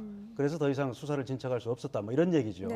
그래서 제가 혹시 오해를 살까 봐 말씀드리는데 제가 뭐 김학의 전 차관을 옹호하고 싶은 생각은 추호도 없어요. 그런데 수사를 위해서는 좀 더 정밀함이 필요하다. 지금 전문가분께서 말씀을 하셨습니다마는 제가 들을 때는 김학의 전 차관의 얼굴을 아는 사람이 봤을 때는 김학의 전 차관이 저 영상은 맞는 것 같다. 저 얼굴은. 그거 외에는 지금 분석이 좀 제대로 안 된 것 같아요. 예를 들면은 얼굴도 약간 각진 형태를 띠고 있다. 이러다가 동그란 형태의 얼굴이다. 이건 제가 볼 때는 그 자체로 모순되는 것 같고요. 그다음에 헤어스타일도 한쪽 가르마를 타고 있다. 이건 뭐 아무런 분석이 아닌 것 같아요. 한쪽으로 타지 어느 쪽으로 타겠어요. 그리고 저분이 하는 얘기 중에 제일 중요한 얘기는 더 정밀한 분석을 위해서는 대상 인물을 동일한 인물하고 해서 좀 정밀 감식을 했으면 좋겠다. 그렇기 때문에 수사를 위해서는 지금 뭐 문소리 의원님 말씀해 주셨습니다만은 좀 더 정밀한 감식이 필요할 걸로 보입니다. 근데 아마 이제 그 주변 그 주택의 내부에 이제 벽지라든지 문이라든지 뭐 이런 이제 동영상들이 이제 거기 있으니까 아무래도 이제 거기서 찍힌 거는 맞는 것 같다. 그렇죠. 왜냐하면 원주에 있는 윤중천 씨 별상에 이제 한 몇 채가 있지 않습니까? 그 내부에 있는 여러 가지 문과 그다음에 어떤 벽지라든지 이런 것들 보면 그 현장은 상당히 이제 유사한 것 같다. 이런 좀 이야기는 할 수 있을 것 같아요. 동영상 자체가 뭐 조작이 되어서 편집된 게 아니라면 일단 저 현장에 있었던 건 맞는 것 같다는 분석까지는 해볼 수 있겠습니다. 이 동영상 파일 기록을 봤더니 제작된 시기가 2012년 10월 8일입니다. 1년의 김학의 사건 쭉 놓고 봤을 때 이 시기는 어떤 시점이라고 봐야 되나요? 참 공교롭게도 2012년 10월 8일이면 뭐 소위 말하는 윤중천 씨의 내연녀라고 알려진 권모 씨하고 뭐 윤중천 씨가 간통을 했다. 그렇게 해서 윤중천 씨의 부인이 두 사람을 고소했을 때예요. 그리고 한 달 후에는 또 권모 씨가 오히려 내가 성폭행을 당한 거다. 그래서 이제 맞고소를 한 참 뭐 우연의 일치인지는 모르겠습니다만 하여튼 그런 미묘한 시기고요. 이 과정에서 이제 이 동영상 존재가 그리고 알려졌죠. 경찰도 저때 경찰 수사관이 뭐라고 했냐면 아무래도 김 전 차관과 관계가 좋던 윤중천 씨가 뭔가 협박용으로 그 CD를 만든 거 아니냐 뭐 이런 얘기까지 나오고 있기 때문에 지금 수사하는 검찰 입장에서는 굉장히 고민이 깊을 거예요. 지금 뭐 동영상 속에 아까 얼굴만 볼 때는 김학의 전 차관이 맞은데 과연 그게 성범죄로 연결시킬 만한 그런 장면이 있는지 얼굴을 식별할 만한 그리고 또 저렇게 협박용으로 만들었다면 과연 저거 편집이 굉장히 많이 됐을 텐데 저걸 믿을 수 있을까 이런 점에서 검찰이 굉장히 지금 수사단이 굉장히 네. 고민이 깊을 것 같습니다. 네. 경찰도 처음에는 이 동영상 속의 남성이 김학의 전 차관이라고 확신하지 못했습니다. 앞서 위원님 말씀해 주신 것처럼 처음에 확보한 영상이 원본의 일부를 다시 휴대전화로 찍은 저화질의 사본이었기 때문이죠. 민감용 청장의 말대로 육안으로도 확실한 영상을 확보하고서야 수사가 힘을 받기 시작했는데 이 사건 취재하고 있는 한동호 기자의 설명 들어보시죠.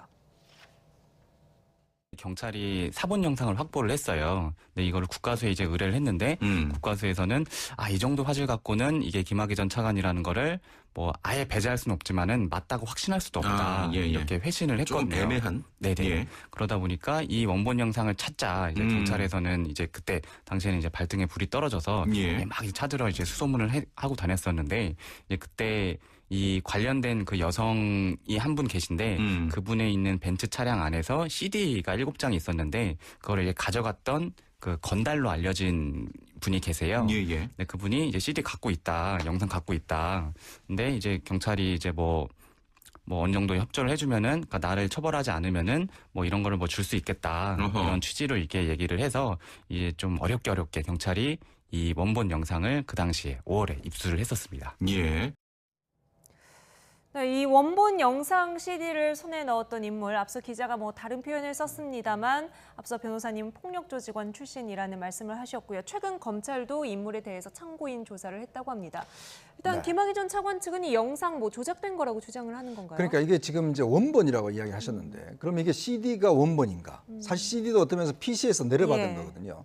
그렇다면 이제 원본의 개념을 우리가 어떻게 할 것인지. 그럼 PC가 원본이고 이 CD 또한 사본으로 이제 볼 수 있는 거 아니겠습니까? 또 그걸 예를 들어서 핸드폰을 찍은 것도 사본으로 볼 수가 있는 것이고. 그러니까 김학의 전 차관 측의 주장도 이런 겁니다. 결국 이제 이것 또한 어떤 면에서 보면 사본이 아니냐. 예를 들어서 이제 편집을 내는 거기 때문에. 그러면 정말 원본이라 하는 것은 거기에 있는 CCTV를 찍었던 그 보관했던 이제 PC. 이제 그것 자체가 하나의 원본이라고 이야기할 수가 있는 거거든요. 그렇기 때문에 지금 현재 이제 원본이냐 사본이냐 막 이렇게 개념 자체가 헷갈리는데, 아마 이제 수사단에서 수사를 해보면 정말 여기에서 편집되지 않는, 예를 들어서 정말 리얼한 어떤 그 이제 영상, 이거 자체를 우리가 이제 원본이라 할 수 있고, 그 다음 것들은 편집된 것들은 이제 사본으로 할 수가 있는데, 사실 사본 같은 경우는 어떤 면에서 편집이 되기 때문에 실제로 좀 어떤 뭐 조작의 가능성도 충분히 있을 수는 있거든요. 개입할 수는 있거든요. 근데 그렇지만 이제 원본 영상과 비교해 보면 아마 이제 좀 이거는 판단나지 않겠는가. 근데 이제 문제는 과연 그러면 이렇게 이제 문제가 될 텐데, 과연 그럼 당시에 수사 때는 왜 이것 자체가 이제 이렇게 검증이 지금과 자세히 되지 않았는지. 경찰이 그때 뭐 통신조회도 신청하고 압생영장도 신청을 했는데 검찰에서 반려했다. 그러니까 예를 들어서 물론 뭐 아까 말씀하셨습니다. 이게 이제 혐의로서 입증 어떤 혐의를 가지기에는 여러 가지 문제는 있지만, 그러나 예를 들어서 주요한 어떤 그 고위 공직자고, 그렇다면 경찰에 충분히 저는 이유 있는 신청이라고 보거든요. 그러면 지금 우리가 이야기하는 식으로 조금만 더 확인했더라면 사실 그때는 이 정도의 지금 의문 자체는 없지 않았을까라는 그런 좀 의심도 듭니다. 네, 이 부분에 대한 설명은 앞서 변호사님이 해주셨기 때문에 다른 걸 좀 여쭤볼게요. 경찰 수사 단계에서 윤중천 씨 성범죄에 이용됐다라고 주장하는 여성이 24명이 나왔다고 해요. 그리고 이 가운데 5명은 김학의 전 차관과 성관계를 맺었다, 이런 이야기까지 했고, 최종적으로 경찰 수사 단계에서는 3명이 피해를 봤다, 이렇게 넘어갔습니다. 검찰 수사로 넘어간 다음에는 피해 사실은 전혀 인정이 안 된 건가요?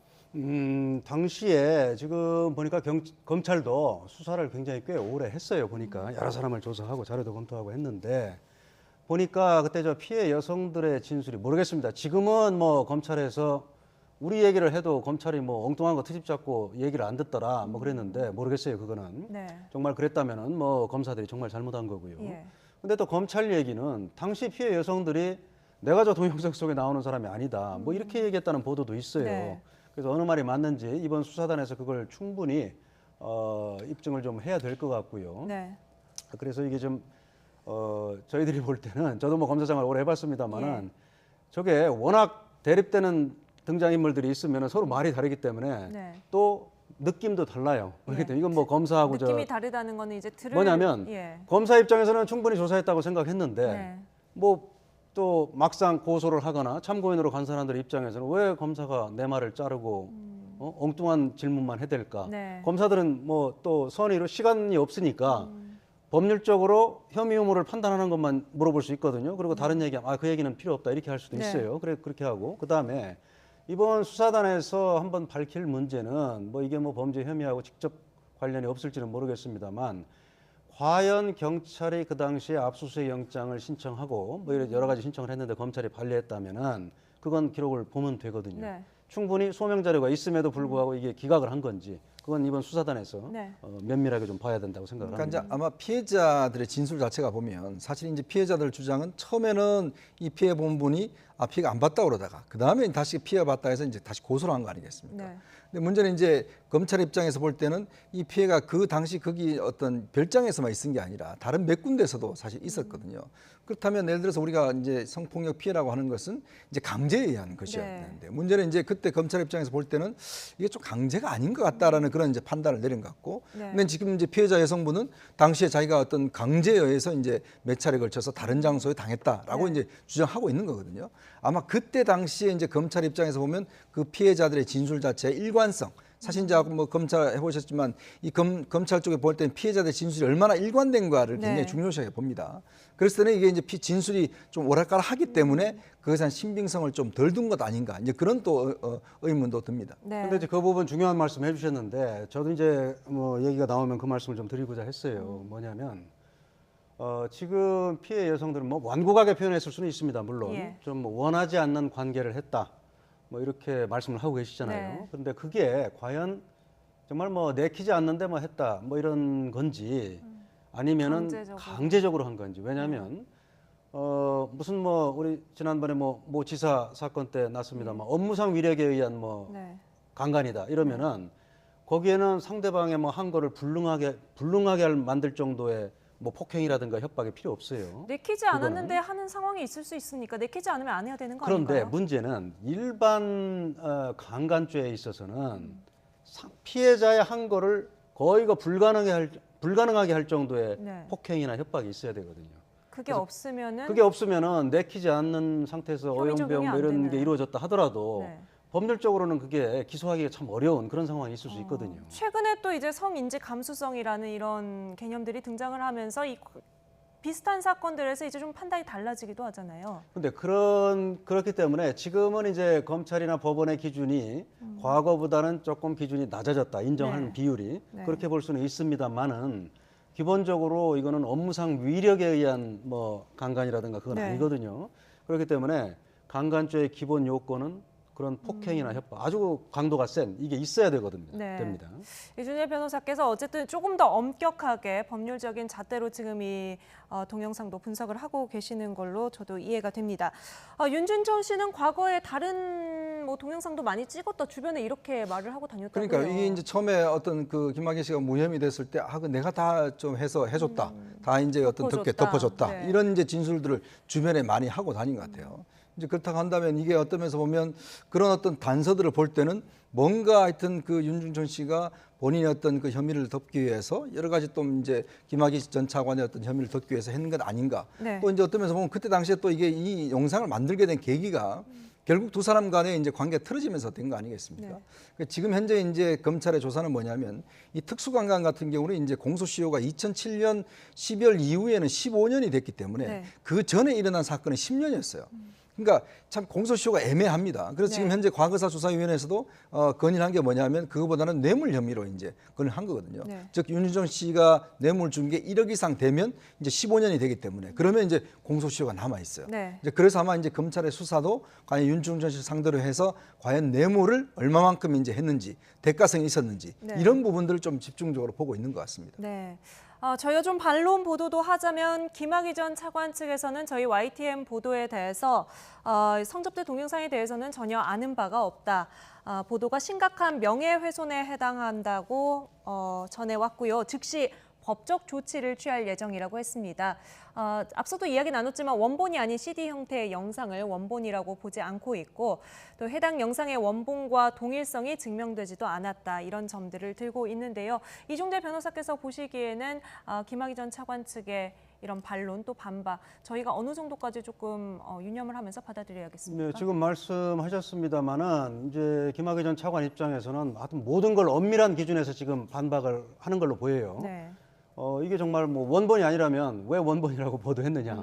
뭐 원본이 아닌데 그랬으면 조금 뭐 틀릴 수가 있죠. 네. 그 문제. 그다음에 저희 이제 사용한 원본이라는 단어의 뜻은 아마 수사기관에서 참고했던 그 고화질 영상 수사기관이 확보한 원본을 말씀을 드린 겁니다. 예, 그 문제. 그다음에 이제 원래 경찰에서는 2006년도에 촬영한 거라고 했는데 저거 2012년도 거 아니냐. 네. 나는 알지도 못한다. 파일 기록에 그렇죠. 들어있는 날짜가. 그리고 원래 국과수에서 김학의 전 차관이라고 단정할 수 없다고 했는데 왜 그걸 단정적으로 얘기하느냐.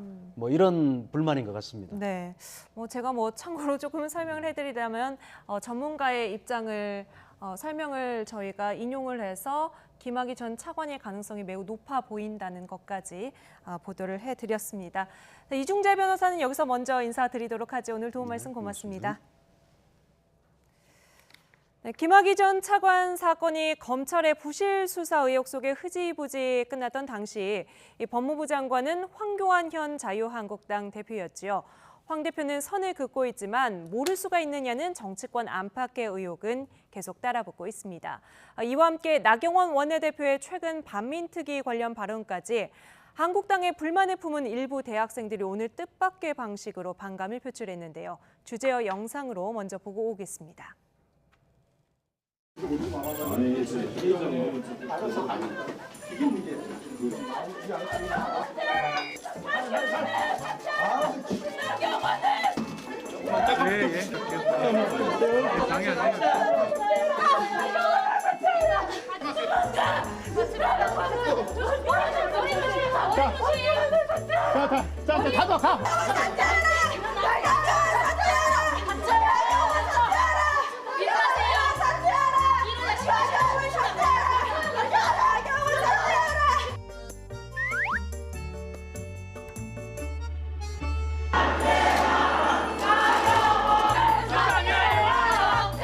나경원 의원실에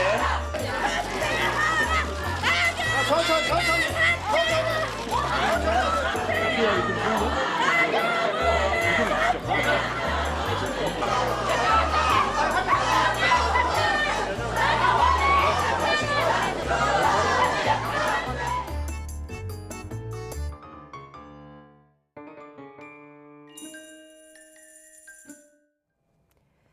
네, 스튜디오에 배종호 세한대 교수 나오셨습니다. 안녕하세요. 안녕하세요. 네, 일단 보고 온 상황 어떤 상황이었는지 정리를 좀 해보죠. 한국 대학생 진보연합 소속의 대학생들이었다고요? 그렇습니다. 본인들이 이제 진보적인 대학생 단체다라고 얘기하고 있는데 오늘 오전 10시에 나경원 한국당 원내대표 의원회관 사무실에서 기습적으로 점거 시위를 벌였어요.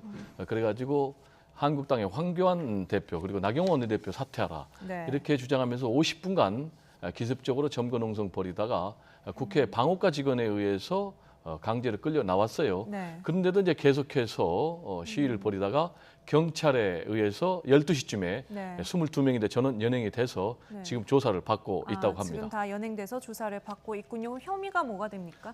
현주 건조물 침입 혐의인데 이건 이제 주거하고는 좀 다르고요. 뭐 극장이라든지 관공서 이런 부분인데 여기에 대해서 이제 무단으로 침입해서 시위를 벌일 경우에 현행 법상 3년 이하의 징역 그리고 500만 원 이하의 벌금을 받을 수 있도록 돼 있습니다. 네.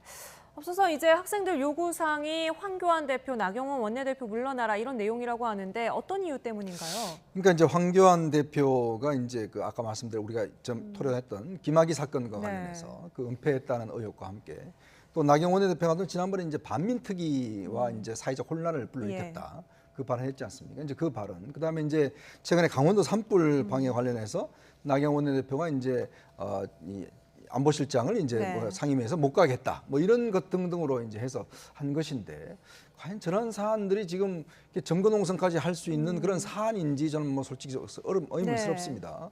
특히 이제 이 대학생 진보연합 같은 경우는 지난번에 그 백두칭송위원회라고 사실 김정은 위원장의 어떤 방남 서울 방문을 상당히 이제 환영했던 그 단체에 함께 소속돼 있고요. 그리고 이제 수차례 걸쳐서 태영호 전 북한 공사에 대해서 이제 상당히 좀 협박했던 전화를 한 그런 단체인데, 그러니까 아마 대학생들 단체 중에서도 굉장히 이제 진보적인 그런 한 학생 단체로 알고 있습니다. 네, 앞서서 뭐 나경원 원내대표 지역구 사무실에도 점거 농성을 한 적이 있고 한국당 전당대회 때도 민주노총 시위에 참여를 했었던 단체로 지금 알려져 있습니다. 그렇습니다. 오늘 그 의원회관 들어갈 때는 세미나에 참석을 할 예정이다. 공청회에 간다. 이렇게 이야기를 하고 들어갔다 그러더라고요. 이제 우리가 국회의원회관을 방문하려면 방문 절차를 밟아야 돼요. 먼저 이제 방문 신청서를 써야 됩니다. 그러면 어디를 방문하고 누구를 만날 거냐. 이걸 이제 확인을 해가지고 신분증을 내고 그럼 이제 출입증을 주면은 소지품 검사를 한 다음에 출입을 할 수가 있거든요. 기자들도 마음대로 못 들어가거든요. 그렇죠. 마음대로 못 들어가죠. 그런데 약간 허점이 있는 게 공청회나 세미나 할 경우에는 통상적으로는 의원회관에 일일이 확인을 하거든요. A라는 사람이 왔는데 약속을 했습니까? 근데 이제 그런 확인 절차를 안 하거든요. 그러니까 이제 그걸 이용해서 일단 들어간 다음에 그 공청회장 그리고 세미나장에 앉아 있다가 한 두세 명씩 나경원 원내대표 사무실에 들어가서 이제 불법적으로 기습 시위하면서 황교안 대표도 물러가라. 또 면담 신청도 했어요. 그리고 이제 나경원 원내대표도 물러가라. 이렇게 주장을 한 것이죠. 여기에 대해서 지금 한국당에서는 이게 불법이다. 좀 적법 절차를 밟지 않았다. 하면서 지금 비난 성명서를 낸 그런 상황입니다. 네, 한국당의 뭐 입장 조금 더 자세하게 알아볼까요? 네. 김연아 자유한국당 원내대변인의 논평 내용인데요. 대학생 꼰대 연합이라는 저희가 방송에서 이런 말을 써도 됐는지 모르겠지만 자유한국당에서 이런 논평을 냈습니다. 토론회에 참석하겠다고 몰래 숨어들어서 불법 기습 시위를 벌인 데 대해서 심히 유감스럽다는 이런 논평이 나왔습니다. 네.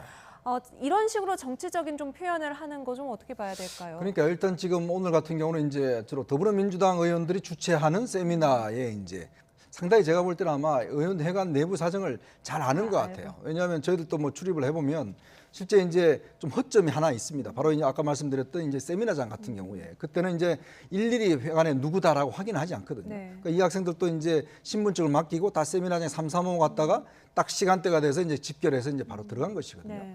근데 이제 아까도 말씀드렸지만 이제 그런 여러 가지 이제 좀 계획을 좀 미리 했었던 것 같고 그리고 이 사안 자체가 과연 이제 어떤 이렇게 정권농성할까 할 만한 그런 어떤 사유였는가라는 데 대한 또 의문점이 있는 것이고 아마 그런 측면에서 이제 자유한국당도 좀 강경 대응하는 쪽으로 기류가 있는 것 같습니다. 네. 이 정거 학생들의 주장 중에는 나경원 원내대표가 지난 강원 화재 당시에 정의용 국가안보실장을 붙잡아서 초기 대응을 방해했다 이런 내용도 있었죠. 반대로 보수 진영 일각에서 문 대통령이 산불 초기 대응에 미흡했던 것 아니냐 가짜 뉴스까지 거론하면서 공격을 하기도 했습니다. 강원 산불 대응에 대한 국민의 평가는 어땠을까요? 문 대통령 국정 수행 지지율에 반영됐을 것 같은데 한국갤럽의 조사 결과 함께 보시죠. 네, 긍정평가가 47%로 전주보다 6%포인트나 상승을 하면서 부정평가를 앞섰습니다. 최근 지지율이 계속 하락 추세였는데 이걸 같이 고려해서 보면 상당히 반등했다 이렇게 해석할 수 있을 것 같아요. 그렇죠. 우리가 어떤 이번 산불 같은 경우는 뭐 예전에 2004년도 5년도 산불 났을 때 그때는 한 뭐 일주일 넘게 사실은 산불이 번졌습니다. 근데 이번 같은 경우는 이제 문재인 대통령과 청와대에서 상당히 발빠르게 대응을 했지 않습니까? 그리고 전국에 있는 소방서에서 일단 3단계를 일찍 발령을 해서 소방차들이 800여 대가 사실 집결을 했고 수만 명의 일단 소방관들이 집결을 해서 굉장히 저는 빠른 속도로 일단 진압을 한 것 같습니다. 특히 이번 같은 경우는 민가를 이제 산불이 많이 덮쳤는데 사실 그런 것들을 적절하게 대응을 한 것 같아요. 즉 정부가 어떤 면에서 보면 좀 제대로 진행이 되면 충분히 저는 국민들로부터 어떤 면에서 보면 이제 평가를 받을 만하다. 악재가 닥쳐. 그렇죠. 아무래도 그런 측면에서 이제 이번에 여론조사를 보면 문 대통령의 어떤 이런 대응 능력에 대해서 상당히 평가를 한 것 같습니다. 네, 긍정 부정 평가 이유도 좀 보면서 이야기 나눠보죠. 먼저 긍정평가 이유 보겠습니다. 한미 정상회담을 코앞에 두고 강원 산불이 발생했는데 두 가지 이슈에 모두 무난히 대응했다 이렇게 본 것 같고요. 반면 경제 이슈가 계속해서 마이너스 요소가 되는 것 같네요. 부정평가 이후에 37%를 차지하고 있는데요. 네, 일단 긍정평가를 보면은 여전히 북한과의 관계, 외교에 대해서는 높은 점수를 줬고요. 이번에 또 특히 이제 산불, 강원도 산불에 대해서 굉장히 좋은 평가를 했기 때문에 지난번에 41% 취임 이래 최저치로 떨어졌는데 이번에 6%포인트나 반등하는 이제 그런 요인이 됐지 않습니까? 여기에 대해서 특히 이제 한국당에서는 이제 강력하게 공격을 했고 대응을 잘 못했다. 그렇지만은 산불 관련해서 엄청난 피해가 있었지만은 인명 피해가 2명밖에 없었거든요. 그리고 부상자 1명밖에 없었고 또 그래 여기에 대해서 이제 가짜 뉴스가 굉장히 창궐 했지 않습니까? 뭐 보톡스설, 뭐 건강 이상설, 숙취설 그럼에도 불구하고 이렇게 높이 반등을 했다는 것은 국민들은 냉철히 보고 있다. 이런 것을 보여주는 그런 여론조사 결과 같고요. 그렇지만은 지금 말씀하신 대로 부정평가에 대해서는 여전히 경제 문제가 30% 이상을 차지하고 있거든요. 그래서 이 문제는 뭐 어제 오늘의 문제가 아니고 지난번 4월 경상도 경남의 보궐선거에서도 이 문제가 주요 이슈가 됐는데 내년 총선까지 이 문제가 계속해서 주요 이슈가 될 것으로 보여서 특히 이제 정부 여권에서도 경제 살리기에 원임을 기울일 것으로 그렇게 전망이 됩니다. 네, 연령대별로 보면 30, 40대에서 일단 지지율이 상당히 높게 나타났네요. 예상치 못한 재난이었지만 정부가 나름대로 신속하게 대응을 한 것이 오히려 긍정 신호로 돌아온 것 같습니다. 다만 문재인 대통령 귀국 이후에는 인사 문제가 가장 고민이 될 것 같습니다. 보유주식 논란으로 보유주식 때문에 논란이 되고 있는 이미선 헌법재판관 후보자. 문영배 후보자까지 오늘 보고서 채택이 불발이 된 상황이에요. 그래서 말입니다. 일단 오늘 이제 법사위에서 일단 청문 보고서 야당도 일단은 지금 문영배 후보자 같은 경우는 뭐 적격으로 해서 채택을 하려고 했는데 문제는 여당에서 이미선 후보자하고 같이 하자 이렇게 해서 결국 이제 지금 여당이 사실은 보이콧하는 아주 참 희한한 장면이 연출이 됐습니다. 상황이네요. 사실 그동안 뭐 보면 야당이 이제 청문 보고서 채택을 안 하겠다고 했는데 근데 저는 좀 상당히 유감스러운 게 이게 뭐 청문 보고서 채택이 1+1이 아니지 않습니까? 결국은 한 사람 한 사람에 대해서 상임위가 일단 판단하는 것이고 이번 같은 경우는 대통령 추천 케이스이기 때문에 국회 동의 절차가 필요 없습니다. 일단은 이제 상임위 차원에서 일단 청문 보고서를 채택을 하면 되는 것이거든요.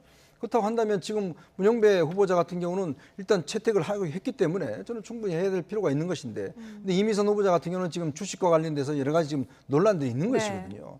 근데 이걸 왜 여당에서 동시로 같이 하려고 하는 것인지 어떤 면에서 보면 상당히 좀 부적절한 대응으로 저는 보여집니다. 대통령이 지명한 후보자에 대해서 집권 여당이 보고서 채택 회의를 보이콧하는 상황. 배 교수께서는 어떻게 보셨어요? 굉장히 이례적이죠. 그런데 이제 저는 우리 이 의원하고 좀 다르게 보는 게 이걸 굳이 따로 하는 게 더 이상하거든요. 그러니까 애초에 이거를 이제 청문 경과 보고서를 채택을 하는데 적격 부적격을 기재를 하면 되는 거예요. 이제 한국당 같은 경우는 부적격이다 그러면 부적격을 쓰면 되는 건데 애초에 지금 이 사람은 안 된다라고 하고 있기 때문에 지금 민주당에서는 문제 제기를 하고 있는 것 같고요. 그럼에도 불구하고 어쨌든 간에 여당이 보이콧하는 것은 굉장히 이례적이고 제가 볼 때는 법사위를 열어서 청문 결과서 경과 보고서를 채택을 하는 게 맞을 것 같고요. 어쨌든 간 지금 핵심 쟁점은 3가지 아닙니까? 하나는 주식을 보유하고 있는 것이 맞느냐 헌법재판관 후보자가 여기에 대해서 야당에서는 너무나 많이 보유하고 있다. 그런데 지금 민주당에서는 보유 자체는 문제가 아니다. 법적인 문제는 없다. 그렇죠. 보유 자체는 문제가 아니다라는 것이죠. 그리고 두 번째로는 관련 기업의 재판을 판사가 맡을 수 있느냐라는 부분인데 이것과 관련해서는 직접 기업이 아니고 하청 기업의 그것도 보험사 관련된 소송이기 때문에 전혀 영향이 없다라는 이제 해명이고요. 마지막으로는 이제 불법이 있었느냐 없었느냐인데 불법적인 건 전혀 없었다. 즉 내부 정보를 이용했느냐 안 했느냐라는 부분인데 내부 정보를 이용하지 않았다라는 부분이거든요. 여기에 대해서는 지금 구체적인 의혹 내지는 근거를 제시한 것은 없기 때문에 그래서 뭐 수사를 의뢰하고 있다는 이제 그런 입장이니까 그 결과가 좀 나와 봐야만이 앞으로 이 문제에 대해서 명확한 결론이 내려지지 않을까 이런 생각이 듭니다. 사실 이미선 후보자 청문회 직후에는 여당에서도 살짝 한숨이 나오는 것 같았는데 지금 분위기를 보면은 굉장히 강경한 방어 모드로 좀 태세 전환이 된 것 아닌가 싶고 청와대도 임명 강행하겠다는 지금 분위기거든요. 일단 이제 이미선 후보자 개인으로 끝나면 뭐 여당도 어쩌면서 보면 홀가분 할 텐데 근데 지금 문제는 지난번 장관 7명 중에서 2명이 낙마를 했지 않습니까? 이제 그렇다 보니까 사실은 검증 과정이 과연 그러면 제대로 됐느냐 문제에 대해서 사실 야당도 그렇고 조국 민정수석과 지금 조현옥 인사수석에 대한 이제 책임 문제를 거론했거든요. 그렇지만 청와대는 책임이 없다라고 일단 지금 보고를 했습니다. 자, 이런 상황에서 이미선 후보자까지 만약에 이제 낙마를 하게 된다면 바로 조국 조현옥 수석의 어떤 이 책임 문제가 직결되는 거 아니겠습니까? 제가 볼 때는 아마 이번에는 비껴가지는 못할 것 같아요. 만약에 그렇게 된다고 한다면. 왜냐하면 사실은 주식 이 상황 자체를 분명히 알았을 텐데 그러면 직무 관련성을 분명히 따져봐야 되거든요. 예를 들어서 이 남편도 마찬가지고 자기와 관련된 회사의 특허 관련 소송을 이제 담당했단 말이죠. 그러니까 부부라는 게 어떤 면에서 보면 같은 걸로 취급해야 되지 않습니까? 즉 이렇게 많은 주식 가지고 있는 거 물론 뭐 주식을 많이 가지고 있다고 해서 비판 대상 아닙니다. 그러나 공직자, 그것도 헌법재판관이 되겠다는 사람이 이렇게 많은 주식을 수천 회에 걸쳐서 거래를 하는 것이 맞느냐라는 문제. 그리고 또 이제 아마 여당 입장에서 보면 만약에 이미선 후보자가 무너질 경우는 바로 청와대로 직결될 수 있다. 그렇기 때문에 반드시 지켜야 된다. 아마 그런 어떤 정치적인 이유에 있어서 상당히 보호막을 치는 게 아닌가 싶습니다. 네, 문재인 대통령 뭐 조금 전에 저희가 귀국했다는 속보까지도 전해드렸습니다만 이후에 이제 인사 문제 어떻게 풀어갈 것으로 예상을 할 수 있을까요? 일단 청와대 그리고 여권은 강행할 것으로 보입니다. 그 이유는 첫 번째로 이미선 후보자가 자신이 보유하고 있는 주식을 전량 매각을 했어요. 이 얘기는 물러나지 않겠다는 뜻을 보인 것이고요. 그리고 좀 민주당도 내부 기류가 바뀌었어요. 처음에는 상당히 당혹해하다가 이제는 문제 없다 이렇게 판단하고 있는 것 같아요. 문제 없다고 보는 이유는 보유 자체가 문제가 아니고 지금 불법적인 게 전혀 없다 이런 얘기거든요. 즉 이 얘기는 이제 앞으로 문재인 대통령이 어떤 선택을 할지를 지금 보여주는 그런 행동들인데 문재인 대통령은 어쨌든 간에 재송부를 할 것 같아요. 12일 오늘까지 마감이니까 10일 이내에 특정 날짜를 정해서 재송부를 요청하고 재송부에 대해서 야당이 응하지 않을 경우에 이제 본인이 임명을 강행할 수 있는 그런 상황이거든요. 역시 그렇지만은 국민 정서가 가장 중요한 것 아니겠습니까? 그렇지만 제가 말씀드린 대로 지금 여권에서는 전략 매각한 것으로 어느 정도 국민 정서가 수용할 수 있는 선까지 왔다라고 판단하는 것 같아요. 그리고 말씀하셨지만 여기서 무너질 경우에는 계속해서 국정 주도권이 또 상실되고 그리고 조국 민정수석까지 경질해야 되는 그런 부분까지 오기 때문에 제가 볼 때는 강행할 것으로 그렇게 전망이 됩니다. 짧게 한 말씀 드리면 사실은 저는 뭐 주식 문제를 떠나서 사실은 이제 이미선 후보자가 이번에 이제 그 후보자가 되는 것 자체가 보면 40대의 비서울대 지방 출신 여성 그 이후에 과연 무슨 장점이 있는가라는 문제예요. 사실 이번 청문회를 제가 쭉 지켜보면 예를 들어서 주식 문제를 떠나서 다른 문제들, 예를 들어서 난민 문제나 5.18 폐매 문제라든지 즉 헌법재판관으로서 가져야 되는 어떤 우리 사회 가치와 어떤 여러 가지 쟁점에 대한 자기 입장이 있어야 될 거 아니겠습니까? 근데 그것에 대해서 전혀 이야기를 못했어요. 뭐 생각해보지 않았다, 깊이 생각해보지 않았다 등등 뭔가 입장 자체를 내야 되는데 저는 오히려 그 부분이 더 실망스럽습니다. 왜냐하면 9명의 헌법재판관은 우리 사회 가치관을 결정하는 중요한 자리거든요. 근데 자기의 어떤 현안과 관련해서 자기 입장이 없다는 것들, 생각하지 않았다는 것들. 근데 과연 그런 인사를 왜 청와대가 추천했을까라는 그런 의문이 솔직히 듭니다. 주식 논란 때문에 헌법재판관으로서 중요한 다른 자질들을 검토해볼 여유가 없지 않았겠느냐 뭐 이런 말씀까지도 들었습니다. 말씀 여기까지 듣지요. 지금까지 이현종 문화일보 논설위원 배종호 세한대 교수와 함께했습니다. 두 분 말씀 감사합니다. 네, 감사합니다. 네, 뉴스나이트 1분 뒤에 이어갑니다.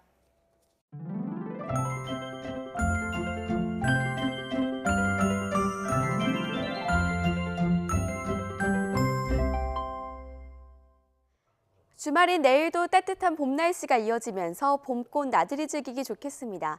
내일 서울 아침 기온은 6도, 낮 기온은 19도로 오늘과 비슷하겠습니다. 다만 일교차가 10도 이상 크게 벌어지니까요. 나들이길 감기 걸리지 않도록 옷차림에 유의하시기 바랍니다. 내일 낮에는 먼지 걱정 없이 야외 활동하기 무난하겠습니다. 다만 중서부 지방에는 아침과 밤한때 미세먼지 농도가 짙어질 가능성이 있습니다. 내일 전국이 대체로 맑겠습니다. 다만 새벽부터 아침 사이 내륙을 중심으로 안개가 짙게 낄 것으로 보이니까요. 이른 시간 운전하시는 분들은 교통 안전에 유의하시기 바랍니다. 내일 아침 기온은 오늘보다 조금 더 높겠습니다. 서울 아침 기온 6도, 광주 7도, 대구 7도, 부산 10도로 예상되고요. 낮 기온도 오늘보다 1에서 2도가량 높겠습니다. 서울 낮 기온 19도, 광주 18도, 대구 19도, 부산 17도로 예상됩니다. 휴일인 모레는 전국에 요란한 비 소식이 있습니다. 벼락과 돌풍을 동반하겠고요. 태풍급의 강풍이 몰아치겠습니다. 피해 발생하지 않도록 주변 시설물 점검 철저히 해주셔야겠습니다. 지금까지 날씨 정보였습니다. 네, 올해 벚꽃 엔딩 내일인 것 같네요. 제대로 벚꽃 감상 못하셨다면 내일 잠깐의 여유를 내보셔도 좋겠습니다. 벚꽃 구경 놓치셔도 괜찮습니다. 휴일 비바람이 지나가고 나면 날은 더 따뜻해진다고 하니 이 봄 여유로운 마음으로 누리시기 바랍니다. 금요일 뉴스나이트 마칩니다. 편안한 주말 보내십시오.